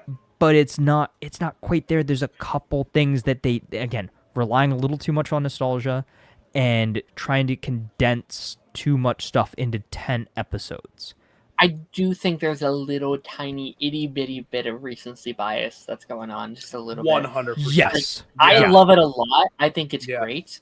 I do think 9s across the boards is a little much. Yeah, I Like- saw that rating. I was like, that's And I especially compared to season 4. and like, I'm it's wondering different too. before. I wonder if this is mostly coming from people who haven't rewatched the original series in a while and are still the most recent, the most fresh memory they have of the original show is New Blood #1, Yeah. but also the final 4 seasons. Yeah. It's Right. It's like in contrast to season 8 and New Blood. Right. Yeah. People Unlike are with like, with us "Oh." who have all watched the original show Very in quick succession within the last 6 months to a year. I think like this show is like one of my favorite seasons of Dexter, but like I do think like even within it, it's like okay, there's that little thing there, and that little thing there, and that little thing there, Mhm. and that's fine. All shows have that. It doesn't need to be a 10 out of 10. That is completely No. fine. No. But it's like there are a little bit of nuances I think some people are overlooking just because of what it's kind of been following, which should be celebrated. I love a good comeback. I love when Mhm. something Oh yeah. when like a show can kind of go off the wayside and do all this stuff, but it comes back swinging. One of my favorite feelings in TV was like Arrow season 5, where you come off of season 4 and it's like all right, and then you go And into you season hit 5. the It's ground like, running. dude, where There was was not- this? Yeah. Again, the This biggest is thing I can say for awful. the season, it was at a breakneck pace. There was no lull in the action. Like, yes, we did get one or two little bridging, slower episodes, but like there was still a lot happening, and I think it's also very, very overwhelming. Like, again, I really want to go back and rewatch the show without having to sit there and take notes the entire time or think about what I'm gonna say, on stream or in a Rewatch video the and that sort of thing. Is I think just sitting there, watch it on the big TV and everything like that, grab my popcorn and just binge through it at my pace. I think I'll appreciate it even more. Yeah. And I think too, watching it maybe with people who haven't seen it yet will be a fun experience. Like, I'm excited, like I said, I'm excited to go watch the show with my roommates. I've been talking to them about it and they're like, "Oh, like yeah, we want to watch Dexter." So I'm like, "Oh, absolutely. Yeah. I'll watch. I can do it again. Absolutely, I'll Yeah, watch it yeah. again." That's fun. I think too for me, like because I've seen people in general just like you said in my tweet, like overhyping the quality of this season and particularly the finale. Like I really liked the finale, and the reason I liked it is it really felt very similar to the finales of the first 3 seasons of the original. Yes. Because in those seasons, it always wrapped up in almost like a perfect bow. A tight knit bow, yeah. And then And we it's that move final on. scene. I think it's that final scene that people are gauging as the entire finale because Yeah. Dexter said everything that we wanted him to say in that final scene. Yeah. Is again I am Dexter Morgan. I'm who I am, and I'm not gonna apologize for it. Yeah. Little wink nod at the camera. You're on your boat. The boat is called the Getaway, I miss the boat so much. which is Yeah. perfect. That's the season 4 finale title Yep. too. Yeah. Yep. Which I love that. I love that. Maybe that's callback. what I was missing from the last couple seasons, was just that damn boat. I don't know. There's something special about when he's on the boat and he's just talking to himself in that night air. Like something hit me. I don't know if you saw it, Alan. There's an edit on Twitter right now where they have that They scene. put but the original music. original end music on it. Oh, I yeah. reposted that like 45 minutes ago. Yeah. I was like, Yeah. that's perfect. And like, Perfect. I am glad the show is hopefully giving more seasons. Like I don't want it to end. No. But if it did, let's just say it was canceled and this was it. Yeah. It would be a pretty damn good ending. Like It that would, as yeah. the final I'd scene of the be- show is pretty damn good. I'd be a outside- lot more satisfied with it than the New Oh, Blood yeah. or Or original season series ending. Yeah. And I do think I finally agree with you. Like at one point in time, we kind of like slightly disagreed. I said the show should end with him being caught. I think this episode showed me, no, it needs to be a quantum leap ending where he just keeps doing his thing, and it's like a story continues. And the kind of story route. continues. I think it might have to be a story continues kind of thing. If we're gonna keep going, it needs to be definitive because that was the whole point of New Blood, was to bring it back to make a better ending than what they did in the original run, and then they just shot Dexter in the heart in the worst way possible.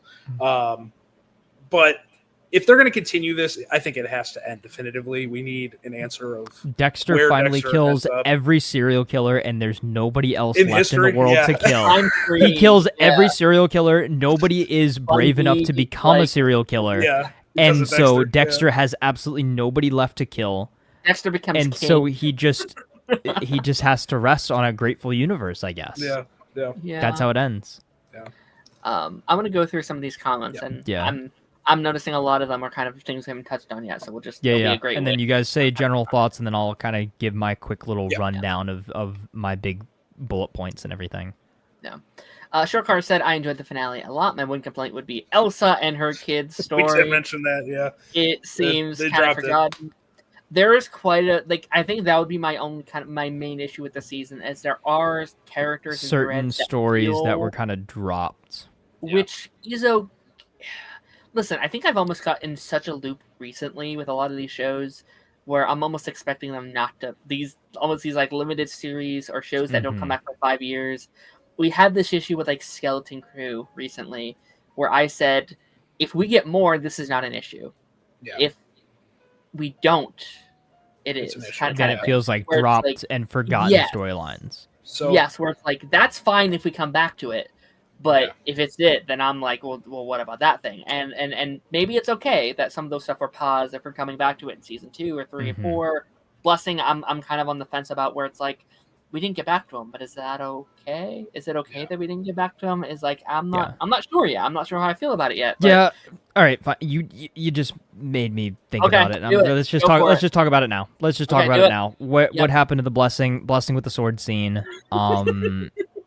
That was something that was from, it wasn't even a trailer. It was kind of like a this season preview kind of thing, partially like an interview. It was literally like a half a second clip that you see from the back. Yeah, from the back, swirling the sword.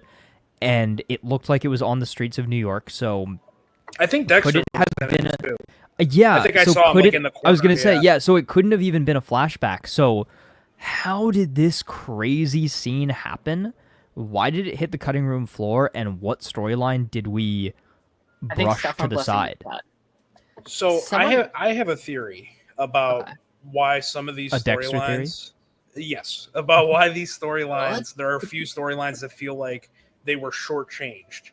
And if you guys remember, I didn't even watch Dexter at this time, but I know immediately after New Blood, it was never confirmed.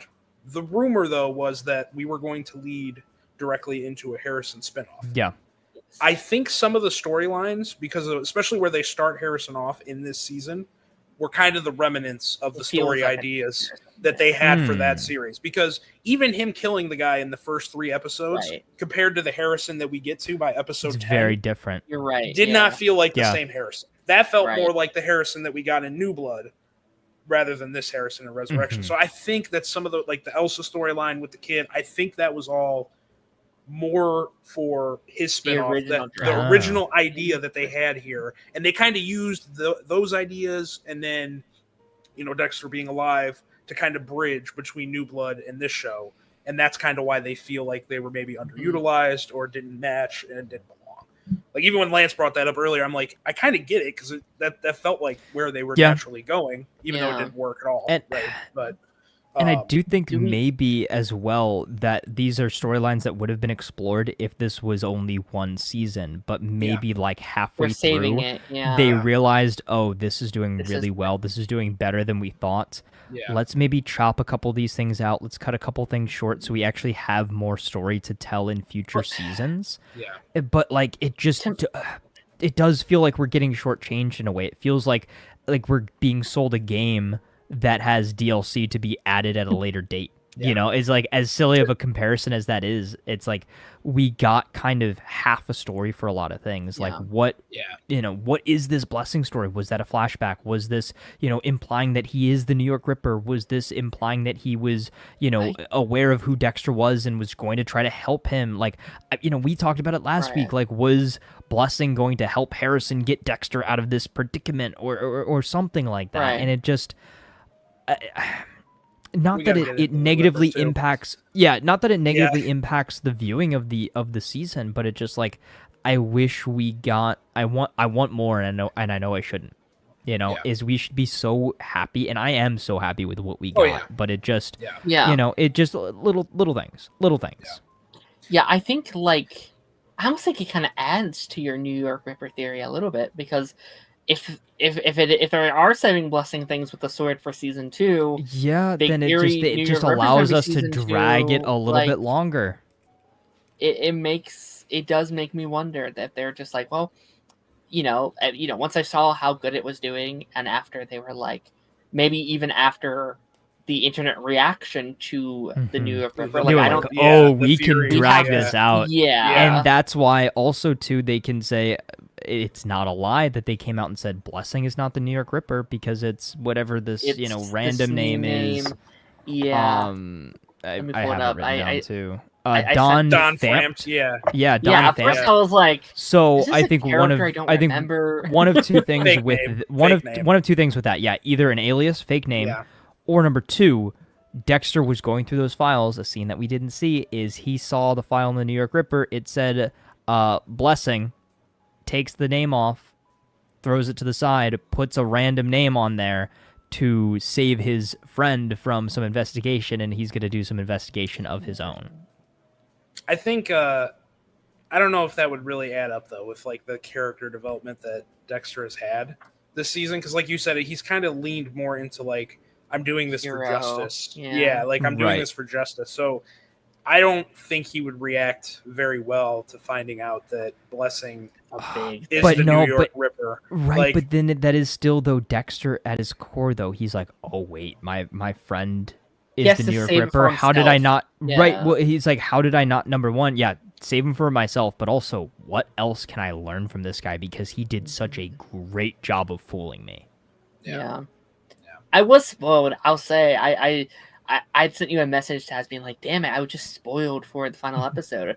And it was another damn TikTok. It was like an edit with that like screenshot, but it was edited to say Blessing. I was like, God damn it, I was spoiled. It's such a big thing.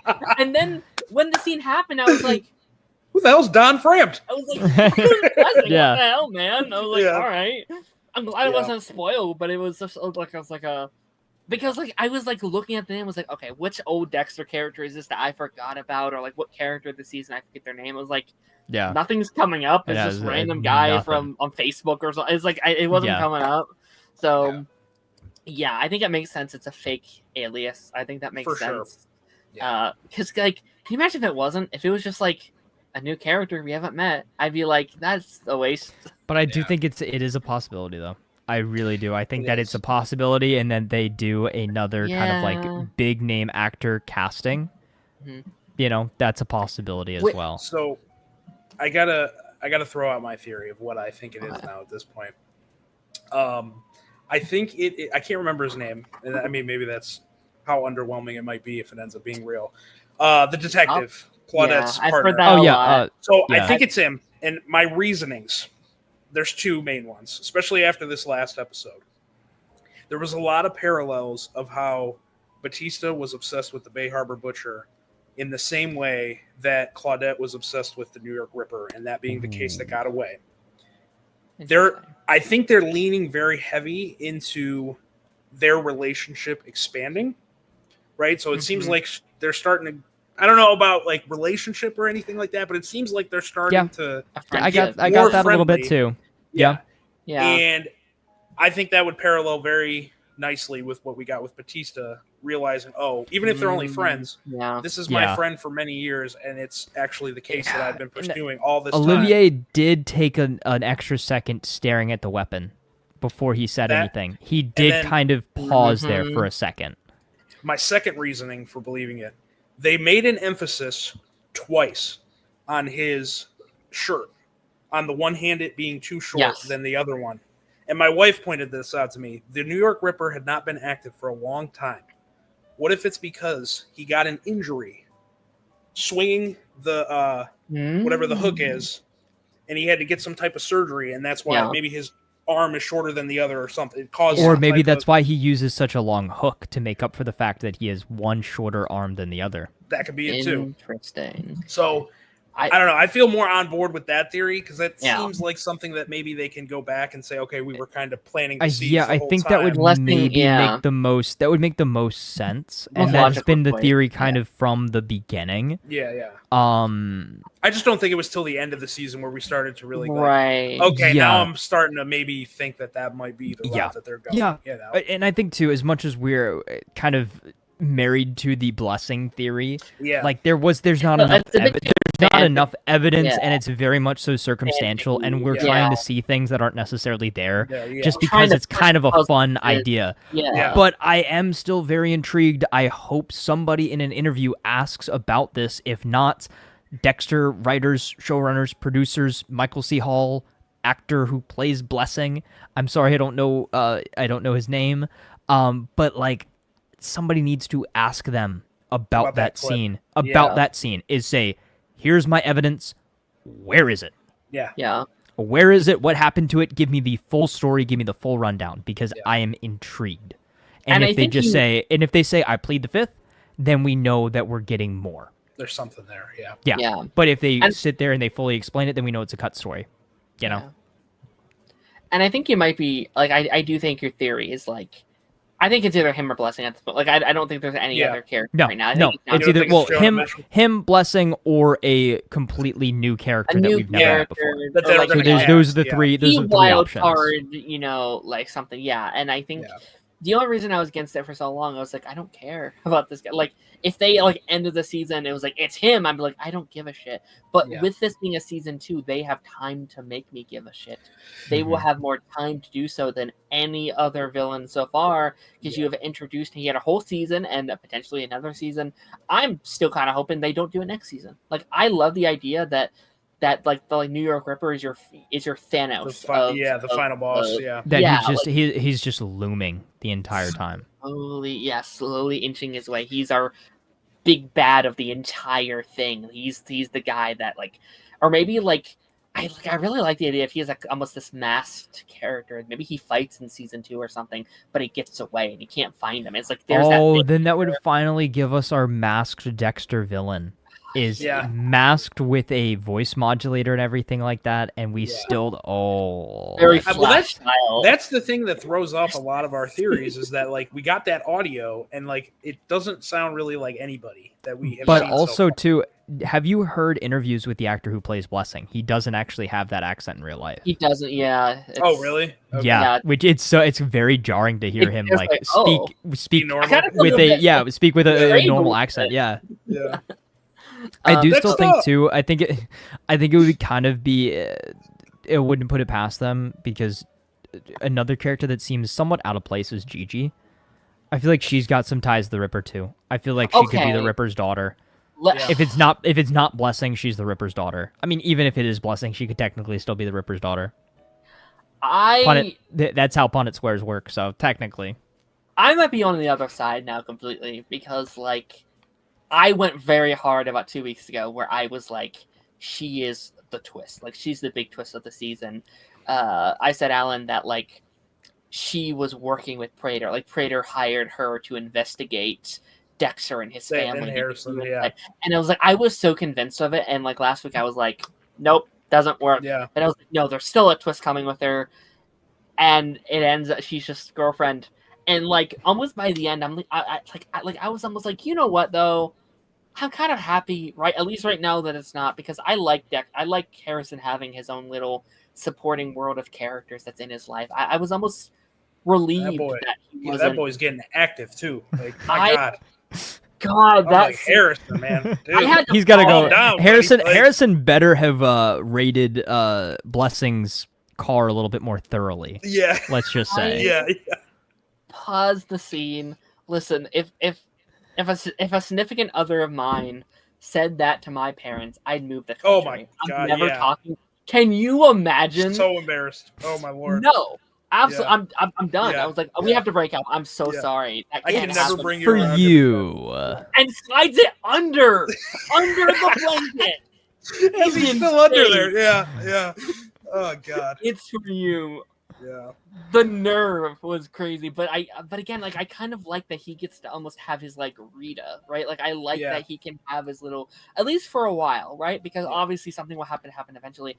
But I think like it's that ending he in has, tragedy though. Yeah. There's gonna be something bad that comes from this. and like there's still the Elsa of it all. Like we have a little love, and again, I'm afraid of what that ultimately could be.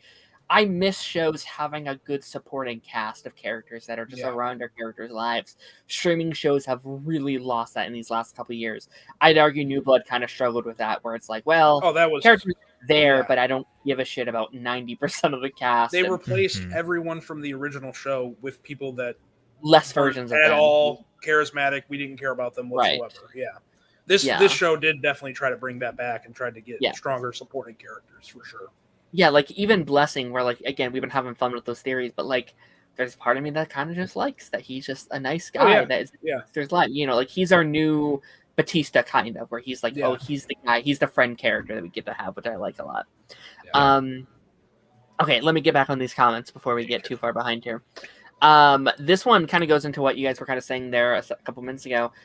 For when we get to it later, there was also a cut shot of Dexter finding a ponytail out in the wind. Oh, I didn't see that. That's interesting. A good one. You think there was some owl stuff that was cut or just teased? Probably. Again, I'm sure there were. If we dive deeper into things, I bet there were two different versions of this season. Yeah. One version where everything gets wrapped up in a tight knit 10 episodes, and one where seeds get planted to then be, dove into a little bit deeper in the future. So maybe there is a version of this season where Al does kidnap or kill Elsa, and Dexter kills Al this season. And maybe there is a version of this season where they just come out and say, oh, Blessing is the New York Ripper. And, that sort of thing. Like, I think that would be interesting, and I wouldn't put it past them to have those multiple options, and I think that that's a good idea. But I do also like now that we'll get to see maybe a different version of this story, one that actually gets time to breathe. Because again, going back, that was my big criticism, is I think that this season did feel a little rushed. Like, I think we did a little too much, or we tried to do a little too much in just 10 episodes, which it ultimately would have made it feel even more rushed if we had all of these elements, with a side story of Al, killing Elsa, and a side story of, who is the Ripper and this and that. And like, it just is too much. It's too much, and I think them being really tight-knit in some of these episodes, like, I think that it was really good. Like, I think the Gemini arc worked great. I think that beginning few episodes of Dexter leading up to killing, the real Ronald Schmidt and everything like that. I think, the dinner and the introduction episodes were great. I think really splitting this season up into little mini arcs worked perfectly. Yeah. I think episode 3 is kind of like really where it took off. Yes. Like, the first 2 episodes were kind of getting its footing and merging the bridge between that and New Blood. Which is why they came out at the same time. Yeah. And then 3 is kind of where it moved forward and said, okay, we're getting away from that. We're doing our own thing here. Yeah. I agree. For sure. I think the side stuff will tie into an overarching arc for Dexter. I think eventually he'll let go of the blood slides. I mean, we've done that already, though. Just get him back, No. Oh, by the way, thank you. I had this theory from the first episode. I mean, those are mine. Thank you. Yeah. That was great. Yeah. No, I liked his little scene of him collecting all the little things from he just raided the vault. I thought that was kid really in candy funny. store. It's like, all right, yep, I like this, I like this, I like that. Yep, and those blood slides, yep, those are mine. Thank you. Yeah. What do you think of the detective this episode? I actually really liked her. I've grown to love Wallace throughout the season. I think she's kind of a quirky character. I need more of her desperately. But it seems like there's so much more to her. Like, staying alive is her jam, and like that's how she works, and also how she like lets loose and dances, which is kind of funny. We saw, and again, like you said, we saw kind of a different side of her too, like pointing out Olivier's sleeves is like your sleeves are still uneven. I was like, are you gonna just stand there, or are you gonna actually come out here and dance? Like, I think that was funny. Like, she actually has some personality. It's not all like, Harrison, I know what you did. I know you killed Ryan Foster and that sort of thing. And I don't want to. Go ahead. Like, I don't want to diagnose a fictional character if they're not this, but like, seems like great autism representation of someone who has autism. It's like someone who like, it has to be done this way. I have to do things this way. I have to listen to this. I have to do this. I have to point out when your sleeves don't match. And like the like dancing bit, I didn't like that at first. The first time I saw it, because I was like, "What the hell? That's a weird scene." But the more I thought about it, I do that same thing. Where like sometimes you hear a certain thing or do a certain thing. It's like I have to do this when this thing happens. So when that song comes on, I have to dance to it. I have to. I have to stop exactly what I'm doing. And the more I thought about it, the more I actually really, really like that scene. I think that does a lot for a character. It almost feels they're not, obviously, but in like a small way, it kind of feels like I was like, okay, she'll get a spin-off show where it's like obviously not. Everybody could get a spin-off show. Yeah. Mia gets a spin-off show. Detective Wallace gets a spin-off show. Harrison gets one. Like, we're supposedly Trinity's getting one. Is kind of what not I mean anymore. Probably not.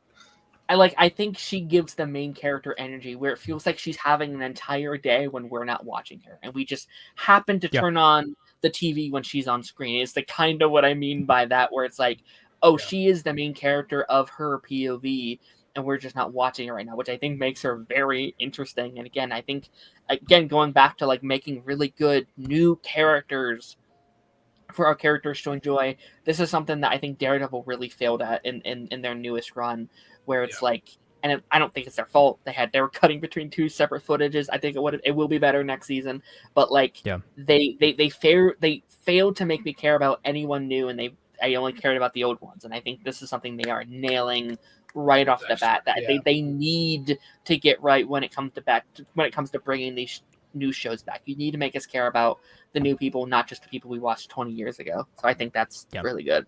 Well, I think too, I liked her better in the second half of the season. So she kind of feels like another example. I feel like there was different ideas when they first started filming this compared to what we got towards the end. Because I feel like even her arc, like she kind of gave up on the Ryan Foster kill. Like that just kind of got dropped. That's another thing. You're right.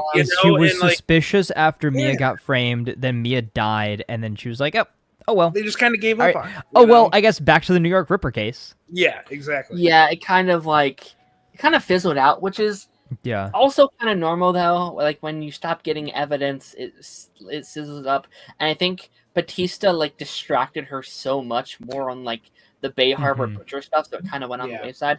I'm wondering if we actually go back to it at some point though, because I think she's going to have questions after what happened to Batista, and I think again, especially if Dexter starts working more closely with the NYPD next season. I still think, again, one of my only theory that actually didn't come true this season was Dexter working with Wallace and working, with them. But I still think, I mean, he kind of did. He gave them the idea of the the murder weapon, and they saw it, and they saw the theory confirmed. So I think that now that's going to trigger Wallace to be like, oh, like Dexter knows his stuff. Like maybe he should try to, maybe bring him out of retirement and have him work for us. I would love that. Love it. So what do they think happened to Batista, right? Like they're going through and like he, the day after they told him to go home looking for Dexter Morgan, he is found dead in a billionaire's closet where has all the serial killer stuff. They don't think Prater's the Bay Harbor Butcher, right? That's not where we're going? No? No, I think maybe where they're going is Batista was investigating the Bay Harbor Butcher. Prater is a crazed serial killer fan. Maybe he caught wind of it, and then he didn't like the idea of a cop poking around. Prater kills the cop to get him off his back because he knew too much. Like I think it's a very simple explanation. Is basically Batista was poking around in something that he shouldn't have and got caught in the crossfire. Yeah. So you don't think this puts a spot on Dexter's back at all? No, I do. But in the general public's eye, right? That's Sure. that's I the think it'll that's the be- general public story. But Yeah. I do think that Wallace is not going to see it that way. I think Okay. she's the Okay, one good. that is going to be like, okay, well, Batista was investigating the Bay Harbor Butcher. Prater is a fan of serial killers. Quinn from Miami called and seemed to be spooked when we were talking about the Bay Harbor Butcher. Dexter seems to know all of this stuff about serial killers. Kind of odd, huh? Yeah. Harrison was also involved in this murder that happened in a very similar way to the Bay Harbor Butcher killings. What we learned this season is Wallace is not dumb. If anything, she is one of, if not the smartest detectives we've ever known on this show. 100%, yeah. So she's going to start putting the pieces of the puzzle together.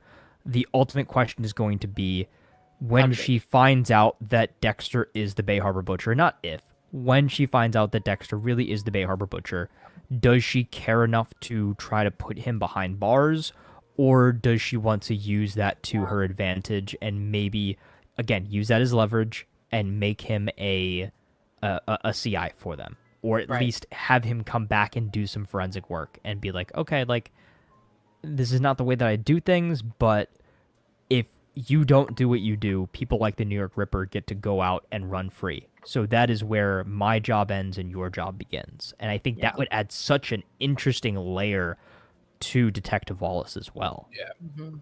I think too. I think Quinn might be the one who lights the fire and gets the pieces put together for Wallace. Because I don't think Quinn, even unintentionally. Yeah, that's what I mean. I don't think Quinn is smart enough to kind of figure it out and bust him on his own. Like, yeah. Back in Miami, like I hired this private investigator. He kind of disappeared, and all this stuff. Yeah. Dexter was wearing gloves in the middle of the summer. It's kind of weird. Yeah, and that's gonna kind of make her realize, not him, right? Like he'll probably know at some point, but I still think that Quinn knows. Oh, yeah. Like, I think it's one of those things. Again, I've mentioned it in the past. Is like Lex Luthor knows Clark Kent is Superman, but doesn't want to believe goofy Clark Kent could be Superman. I think in the same way, Quinn knows that Dexter was kind of into some shady stuff and kind of probably assumes that he's the Bay Harbor Butcher, but like doesn't really want to cross that bridge. He's like, all right, this doesn't really concern me. I'm not gonna bother with it. I think that's the route that it goes. I think, but I did love too how Dexter, when he got the voice, or when he was listening to the voicemail, I missed them. Yeah, that was awesome. And how he was really just torn up about Batista's death too. And again, we got to talk about some of the big points. I got to kind of speed run through them because I know we're going, pretty far here. But like, and I think that this was a great way to do things. It's just kind of scatterbrain, just all of our thoughts out there. But I loved to how Dexter had to really sit with this death as like, this is probably the death of a friend that has affected him the most.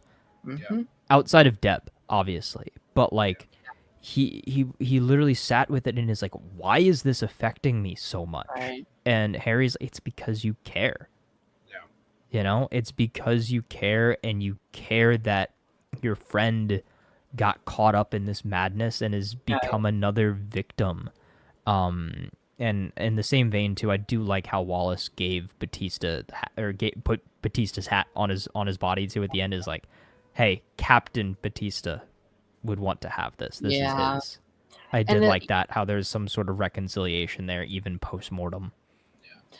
And I also think he probably associates Miami Metro with Batista. Like, that was his first real friend there. He taught him how to salsa, which again is a compliment to Original Sin, and like it adds so much. And can you imagine what it would have been like next season? You get to add all of the little foreshadowings and all the elements to make it. I won't go down that rabbit hole again, but I'm still very sad. We don't get to do that.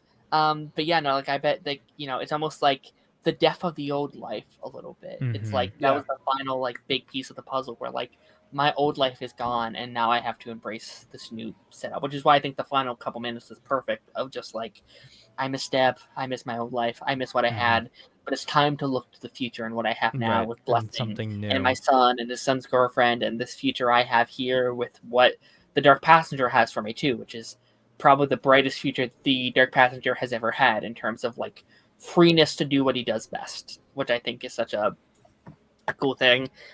We haven't really touched on it yet, and I want to bring this up. People were asking about Brian, the Brian cameo this week. Yeah, again, that was what I wanted to talk about. Biney. Like, it was great. It was brief. It was small. I think we all kind of knew this was happening. The actor teased it before the season came out, with posting the picture of the shirt and everything like that. It wasn't surprising. So again, I didn't really feel like I got spoiled on anything. I thought it just felt like I was just waiting for this to happen. I thought it was great, and I think it proves our theory that depending on the scenario that Dexter's in, that will determine who his Dark Passenger is at that point. I like that, yeah. And I loved it. I'm not going to say I was a little underwhelmed, but it was the most, I'll be honest, like I think it's the most point at screen cameo we've had this season, where like in you know, the ones in the first episode, like they felt like they had a real narrative tie to what was going on. He appears just for us to be like, oh, that's crazy. And that's fine every now and again. I'm not mad by it, but it's definitely, he didn't add anything to me. Like, we've been talking about this for about an hour now, and it's just now coming up. Yeah, I mean, it was nowhere near as important as his cameo in, what was it, season 6? Yeah. I'm also not a big Brian guy, like we've talked about previously. Like, Brian is, I think he's kind of overrated, in my opinion. I love him, though. I love him. The and he had some good lines. He teased him a little bit. Like, I think that was great. It threw me off how deep his voice is.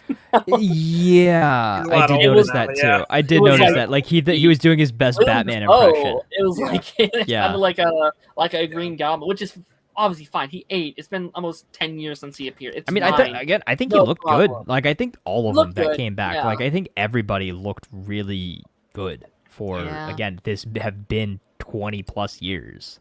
I think for me, the cameo was better for what it represented rather than for what Brian gave to it, because I think in any other scenario he would have stuck around for a little bit longer, but it was kind of to show how much Dex had actually changed, in that he basically was like, I don't want to see you, like I don't want to deal with you I don't need you anymore, like when I go down that path it's like when I go down that path, nothing good comes from it. Like Brian, I know you're there, I'm glad I killed you. Yeah. And like that's I love that. Yeah. That was because you saw him kind of contemplating that at the beginning of the season. Like it's a good little tie-in, because when, you know, Prater shows him, it's like, oh, this is the bed of the ice truck killer. Maybe if Brian Moser had somebody to lean on, you know, maybe he wouldn't have ended up like this. And Dexter's like fully committing to it. It's like, no, like I commit to the bit. I killed him because he needed to die. Yeah. Agreed. All right, let me try and get through a couple more of these. Do you guys think I should watch Dexter? Yes. Of course. Spoilers. We've been spoiled. Of course. It's okay. Yeah. I may have missed something, but how did Charlie continue to be able to pay for her mom's medical bills after Pryor died? That's a good point. Yeah. Also, why did her mom miraculously, you know, why was she miraculously in a state that she could be wheeled around in a wheelchair, literally, you know, talking and like, you know, seeming pretty lively, like when she was literally hooked to a hospital bed every other time we had seen her. I think that here's the thing. I still think that Dexter kind of helped Charlie out a little bit. Like Dexter did some cleanup there after he killed Prater. Like I think he put certain things in line. Like Prater's not dead in the eyes of the public. He's just missing. So I think he might have, you know, set certain things in motion so that, you know, Charlie and her mom get taken care of. Right. Probably put a little aside for himself so that Harrison gets taken care of. And Dexter did something for himself, which was take Prater's boat. Yeah. You know, is I think that he kind of got all his ducks in a row and got one final little hurrah from that. But also, too... Oh, go ahead. I kind of just read it as, like, we'll figure it out, kind of like energy. That's true, too. Like, it's like, listen, this thing happened. There's nothing I can do about it, but I'm going to try and take care of you to the best of my abilities. I'm going to try and get this done for you, but we have to get out of here first. And she is a character I hope we see again. I hope this isn't the end of Charlie, because I do think she's a very... Charlie Brown. I love that. Very fascinating character that we haven't even touched the surface of. And, like, you know, Uma Thurman, great actress. I was going to say, and again, Uma Thurman absolutely killed it. Yeah, so I hope to see her back. You know, maybe not next season, but maybe a couple seasons down the line, just being like, oh, okay, it's you. I definitely have some questions on the boat. and how he is I going was to get away with that and keep the you boat. could track I'm like, boats. Yeah, it's a famous boat. I'm like, and it's like a huge boat too. It's not like slice of life, you know. Yeah, no, he's got like a double decker yacht basically. He'd be better. I don't know. sailing Just suspend your boats. disbelief. It's called the Getaway. Come on. Okay, so if you could buy another smaller boat with said money. I was gonna say, question for you two, and question for chat. If you could have the slice of life or the Getaway, which boat are you choosing? Oh, Getaway, 100%. I'll live on that thing. I don't even care. Yeah, this one Darren? looks big. This thing looks Yeah. like again. You can live in it. That sounds great. Awesome. I don't know. There's still something about the slice of life. Like I In think the just cold a nice New little, York weather, though, nice I little don't know. fishing boat. Let's No, I'm take just saying, this like one in your to day-to-day Miami. life. Not if you're Dexter. I'm just saying in your day-to-day life. Yeah. Yeah, I'd want to be on those like Miami waters with that beautiful wind and like, oh my gosh, what a.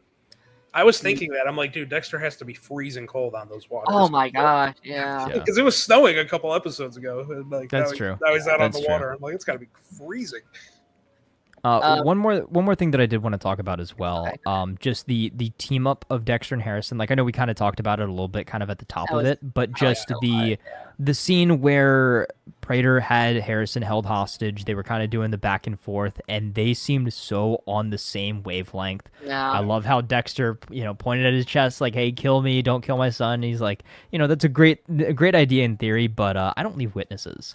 And then I like the mention of like, don't forget about your protection. And then he had the M99 syringe, use that. I think that was perfect.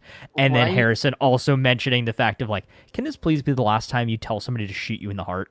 Yeah. That was nice. I loved it. I Loved it. I love their dynamic. I think the father-son crime fighting duo basically is going to be so fun to watch in season 2. That is the biggest improvement from New Blood is their Harrison relationship is by so far. good. Yeah, Harrison's great. Yeah. Yeah, I think again we've been giving everybody their flowers. Shout out to Jack Alcott, that Amazing. playing Harrison, amazing. Like you, tenfold improvement, and I don't even think that the performance in New Blood was his fault. I think that was a writing decision. It was the writing. That's a writing decision, 100%. Yeah. But like he just seemed more comfortable this season. Like he was just like who he was meant to be in the same way that Dexter was who he was meant to be, and maybe that's the point.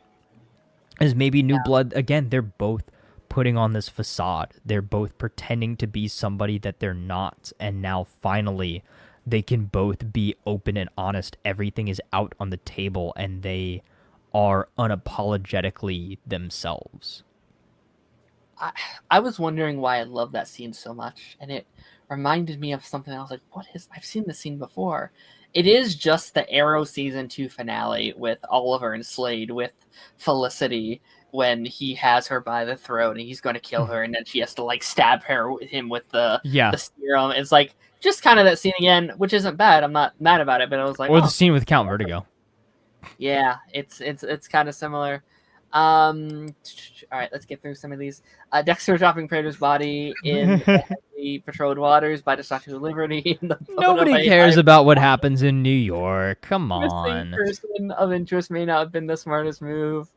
Well, he dropped it in the same wave that he said goes up the entire coast of the U.S. So that's how he explained that. There we go. Yep. Yeah, I did.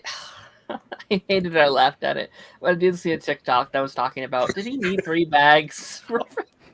No, well, I saw people laughing at the fact that he was only 3 bags. To be fair, though, the bags were a lot smaller than they normally are. I'll point that out. Yeah. They were like full-size bags before. And, but maybe that helped, to not be suspicious. Like if they find 3 bags, it's like, oh, this can't be Prater. He wouldn't need 3 bags. I don't know. I saw another TikTok where he was throwing the bags, and then when it hit the water, it was like, boop. It was so small. It was great. Oh my god! The internet can be funny and creative when they want to be. Yeah. Also too, I know we shouted him out last week, but Peter Dinklage, fantastic, amazing. He should get an award for a best supporting. I think it is such a diabolical character. I think that's the best way to describe him. Like I wasn't on last week, obviously, so I didn't get to talk about like the scene in episode 9 where he brings him into the room with Batista, So and then he good. just starts fanboying out. And he's like, "I love it." I was like, "Oh, that was so good." so It Yeah, was so which good. is why it's so perfect that he did not give him the satisfaction Yeah. of giving him Yep. any of the Yeah. Bay Harbor Butcher victim treatments. Exactly. It's just like unceremoniously, I'm gonna let you say your piece. I'm gonna say my piece. I'm gonna rage bait the heck out of you, and you It's- gonna die and end up in a few trash bags. That's it. It's so different than where I thought he was going because, like, most of the season, I did think he was almost this like mastermind character that's known everything the whole time. It's been, like controlling everything behind the scenes, and that Mhm. also would have been really cool. Like, I think that would have been awesome as well. But I do think there is something cool that's just like He was he's flying by the us. seat of his pants. He was just a fanboy that was He's in us. way over his head. Yeah, like Well, there's I think he was a mastermind with everyone else, but then when he met Dexter, blinded Yeah, by then the he- right. yeah, you yeah. couldn't do it. Yeah, Yeah. He knew nothing. Dexter, Yeah. Dexter's the one. There's no one in this world when it comes to serial killers that's better than him. I think he might be in my top 3 villains for Dexter. I don't know if that's a crazy hot take to say, which will I'd like- have to. Yeah, again, we need to do. I need to Four do for some me. We're gonna do thinking, the and random we need to do some rankings at some point. But like, I'm not sure where I'd put all of this. Again, I loved it. I loved these characters. I think again, Peter Dinklage played a great villain, but I don't know how this could compare to people like Brian, like Trinity. Yeah, I like even, him way more. even Miguel Prado to an extent. I think villain ranking wise, I don't know exactly where. I think the season as a whole, I can definitively say I know exactly where I rank it. Personally. Interesting. Yeah. Okay, let me try and get through. Speed round. The scene of blessing with the sword and also had Dexter with the look at the group later. And yes, we talked about that. It's all cut. How do you guys feel about the New York Ripper reveal? I think we're on agreement. You have to wait and see. I don't think it was actually the reveal. Yeah. More to I think come. it was just a we'll continue to be continued kind of Yeah. thing. Which I'm glad we got at least something, because if we got nothing at all, I'd feel a little like, oh, well, what about Yeah, that? right. thing? Well, You know? what was all this Yeah. set up for? Yeah. I feel like the cancellation of Original Sin may have scared them, and they don't want to risk any loose threads set up for future seasons. I think the episodes would have been done way before Yeah. unless they No, knew I think if about any, it no, before. again, this actually ended it in a way more open-ended kind Than of what way. Yeah. What they Yeah, so probably I don't think originally were going to do. Yeah. Yeah, is that really kind of, I guess, allowed them to go full force into it? Again, I think if we were to go behind closed doors, behind the curtains, and see what that, board of directors meeting looked like, it was, all right, you either get Original Sin Season 2, or you get to do all the fun craziness that you want to do with Resurrection Season 2. Right.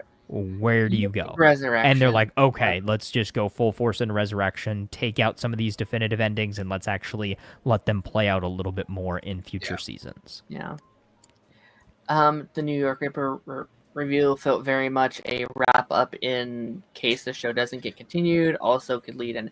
I do kind of I feel agree like with that, that, yeah. where it's like I do kind of think they were taking precautions just in case they weren't. Yeah. doing it. Because again, like outside of just like the like New York Ripper of it all, I do feel like most of it does feel wrapped to at least a point where like.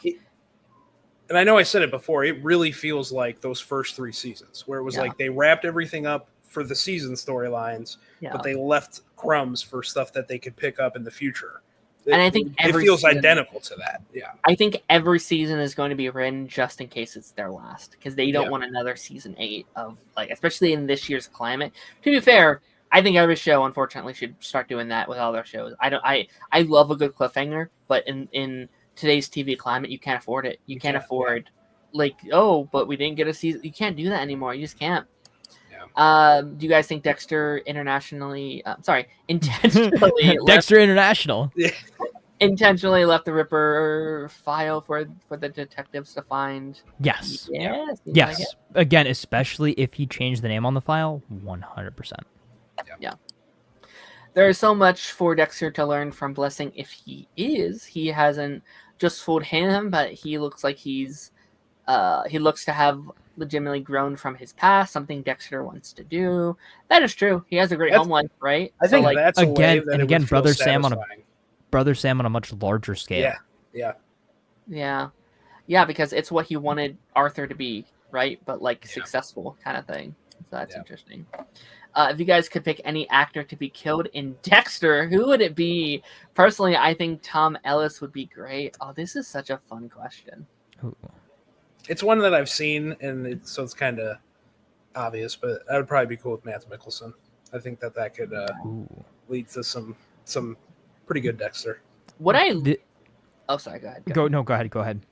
I was just gonna say, like, what I love that they've kind of set up with this season, obviously, but having this mystery folder for next season, is we have really turned Dexter into like Knives Out a little bit. Is that now every season can be like an anthology. Yeah. Which of these incredible actors want to be a part of our show? Like this season was like, please do our show, but now after how good it's done, it's like, no. Now you get to be a part of our thing. Yeah. So which of these acclaimed actors do we get for this season? I think is really kind of a cool element. And then they don't have to stick around either. Yeah, it's just a one and done. Yeah. And that seems so much fun as just an actor. It's like I could awesome. This is by Dexter, yeah. And like all of them don't feel like, like I'm not sitting here this season and being like, that's Neil Patrick Harris. Like it just feels like a different character. Oh, that's that's the guy from Game of Thrones. Look at him. It's like they fell into their roles so much that I don't see it. Like they do such a good job with it. So yeah, I don't know who I'd want. You know what? Andrew Garfield. Let's get Andrew Garfield up in here. That'd be crazy. That would actually be so much fun. Yeah. He would probably love to do that. Just because it's so polar opposite of what he normally does. Yeah. It'd be awesome. All right, I think here's my pick. This one is very on brand. Okay. Christian Bale. Okay.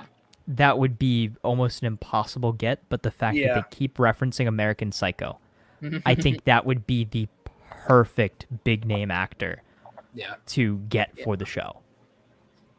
Do you want to be meta with it? Get Penn Badgley. Yeah. That'd be funny. No, he'd have to be a villain of the week. I wouldn't want it to be a season-long thing. Yeah. Well, no, I mean, but then I think he has to be a good guy to like twist people. Yeah. You like go into the season like throw people off. Bad, and it's like, oh no, he's like an angel. He's like a priest. He's Bro Goldberg. Yeah. He's like a victim in the season or something. Like that'd be funny. Yeah. That would be funny. Here's my evidence. Give me the full story. I don't want to get Batista'd by the writers. What does that mean? Okay, cool. Do you think we ever get Angel back? Maybe if Gwen takes up investigation, he reaches out to her. Oh, Angela, Chief Bishop. I was wondering why that didn't make sense. Okay. Maybe. Because again, I think if this was a one and done show, obviously she never came back. But the fact that she was kind of left as a loose plot thread, maybe if she does find out that Batista died, then she's like, oh shoot, what have I done letting Dexter go out, like letting Dexter free, right? Yeah. Or also alternatively too, what did I do by bringing Batista into this? Like, technically, it's her fault Batista died. Technically, yeah. Because she reached out to him. He was chilling. He was ready to go to Masuka's wedding. Yeah. I think with how flimsy the reasoning of why she let him go kind of indicates to me they don't even want to touch anything with New Blood. Yeah, I don't think any of those.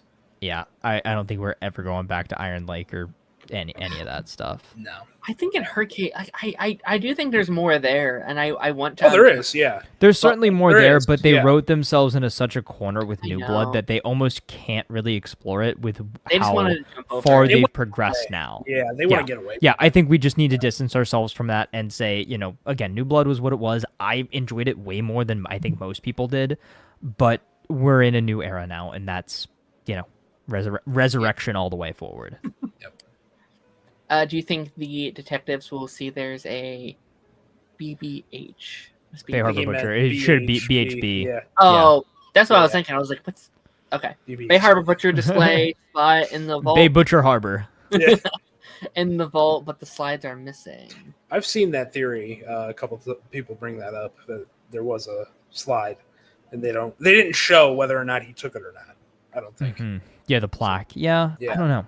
I feel like that'd be such a big oversight by Dexter not to have cleaned that up. I think he probably just wiped all traces of the Butcher from there. But also that does seem kind of suspicious, though. Every large killer Except the in Bay Harbor the Butcher, in history, except the Bay Harbor Butcher, Yeah. with Angel Batista dead on the floor, who was investigating the Bay Yeah. Harbor Butcher, and it's not like Yeah. somebody would just pull Bay Harbor Butcher out of thin air, because again, Wallace knows that Wallace and Olivier know that that's why Batista was there. That's why he was there. Yeah, which So, again, like I think for him to not be a part of it is a little suspicious.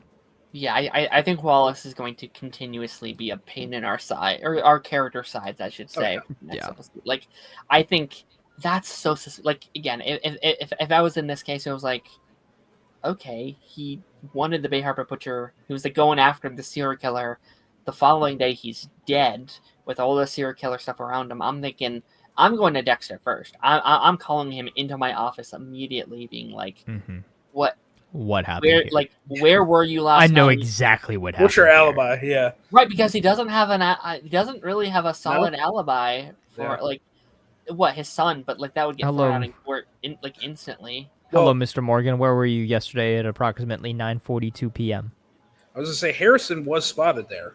I know he turned the cameras off, but he was on that footage. Yeah, he was on that footage. So he cannot be an alibi. Blessing's not going to do it for him. I don't think he would. At least he doesn't have anyone else here, so it's like he'd kind of be fucked if that was the case. So interesting stuff. Interesting stuff.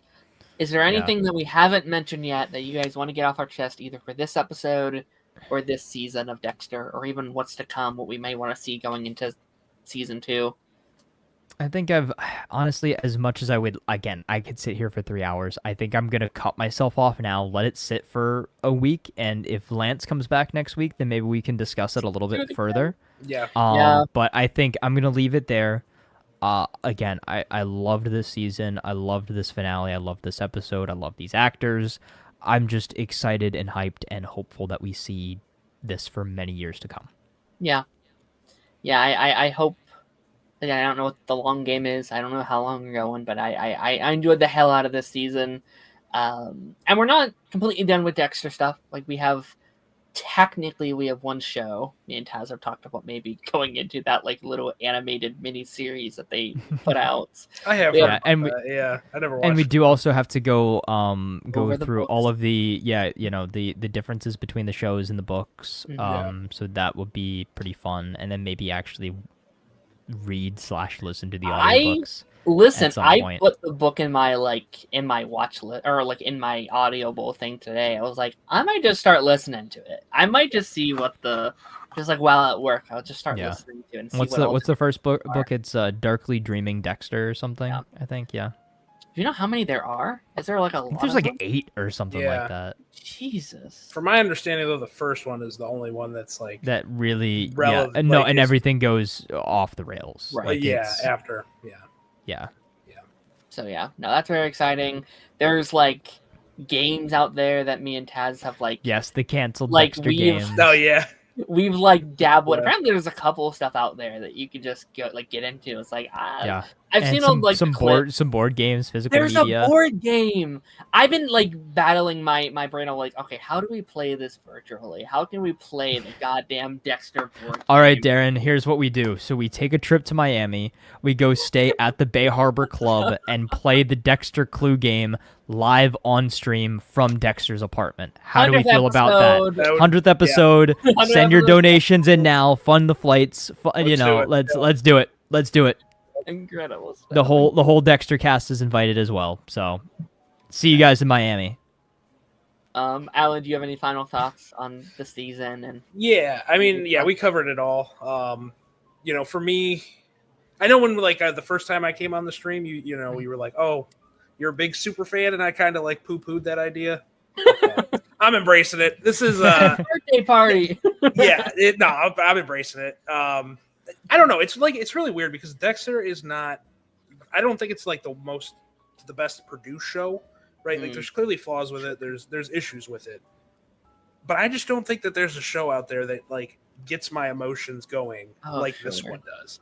And and I mean the portrayal of Michael C. Hall. We need to start the campaign for him. He needs to win an Emmy. The fact that he never won an Emmy for this role is insane to me. I mean, I know it was going on at the same time as Breaking Bad, so that kind of makes sense. But It doesn't though. You know, That- like he should have got it at least 1 year out of that run. Even the original run that happened. That era was crazy because it was insane, like Breaking Bad, Walking Dead, Sopranos, Dexter. We're in a different era now, right? Yeah. I think TV's in a much different spot. I think they have a much better chance now. He does. Yeah. Not to say there's not good shows right now, because there obviously are very, very good shows. But it was like all the greatest shows that's ever been made had come out like around that The era. same time, It was like, whoa, all right. It makes sense why, Walter White was the kid. Like, I get it. He's that guy. Yeah. So Bryan Cranston was going to get that stuff. So, but even thinking like this year, like, can you guys think of a TV performance that was better than Michael C. Hall this year? No. Because I can't. No. I can't at all. There's no show, there's no performance, honestly. Yeah. So I don't know if it counts for next year, but like he's winning it all this year, but like the Penguin, I think, is the last big one I can think of. Yeah. Well, I think that was in this. That would have been this already. Year. Yeah. So, no, I think we should campaign and get that man an Emmy because I think he has a good shot at it for sure. This has been fun. We'll keep y'all posted with anything else we do within the Dexter world, and we'll be back for season 2, if and when that happens. It will. It will happen. It will happen. Pray to Angel Batista. It will. Alan, let's start with you. Where can people find you? What you've been making? What's in your world of content? Where can people kind of see your stuff? Yep, I'm AG Reviews 216 on TikTok and YouTube. I've been more active on TikTok lately. I don't know. I just am vibing with that side of social media a little more than YouTube recently. Just been doing movie reviews. I like TV, but movies is kind of my main thing. That's really what I love. Just cranking out reviews. Hopefully going to some conventions here soon. I went last weekend and got to meet David Howard Thornton and Lauren Rivera, so that was really fun. So I'm kind of trying to do more of that and expand my fandom. So incredible. Taz, got anything to this week? Yeah, youtube.com/toxictaz. I've been busy, I guess, dumping trash bags in the bay over the last few weeks, but we'll get some stuff back out soon. And again, you'll get refreshers of all of these because I've still got 5 episodes worth of clips to post, and I think that'll be fun to kind of take that trip down memory lane and fully complete my catalog of Dexter reviews, and then get back into the regularly scheduled programming afterwards. Yeah, I after this I'll probably start working on the compilation for Resurrection. That's going to be a long one. I think that might be one easily 10 plus hours. I think easily that's a 10 plus hours. One, which those are always fun to be like, how much time did we waste on this particular show? Again, we definitely talked about the show for longer than its runtime, which is by far kind of a problem. Yeah. But also, who else on the internet's doing that? Yeah. Where else can you find 12 hours worth of Dexter Resurrection discussion? Nowhere. Only here at Daren's Sanctuary. Yes, of course. And on obviously my side of things, obviously Dexter's done, but next Monday we're doing obviously more Peacemaker. Peacemaker will be the big show for the next couple of weeks. I'll be here just talking about it as well. Only Murders in the Building starts this week as well, which I'm very excited for that show to come back. I'll be giving all my murder theory, more murder. We're just talking about murder constantly, but a much more wholesome murder show than Dexter is. So that's Gen V's on the way as well. Zombies is coming. A lot of fun shows are coming over these next couple months, so stay tuned for that. And then the pipeline this week will be this Thursday morning. We are going to be continuing our MCU retrospective series with Ant-Man and Captain America Civil War. A pretty big one this week. Kind of a turning point for the MCU, I'd say. So it's going to be very fun. Check out all these guys and all their stuff that they're doing and all that jazz Taz. And we'll end it with this comment. Taz is secretly the Ripper. Are you the Ripper? Can you speak on this statement?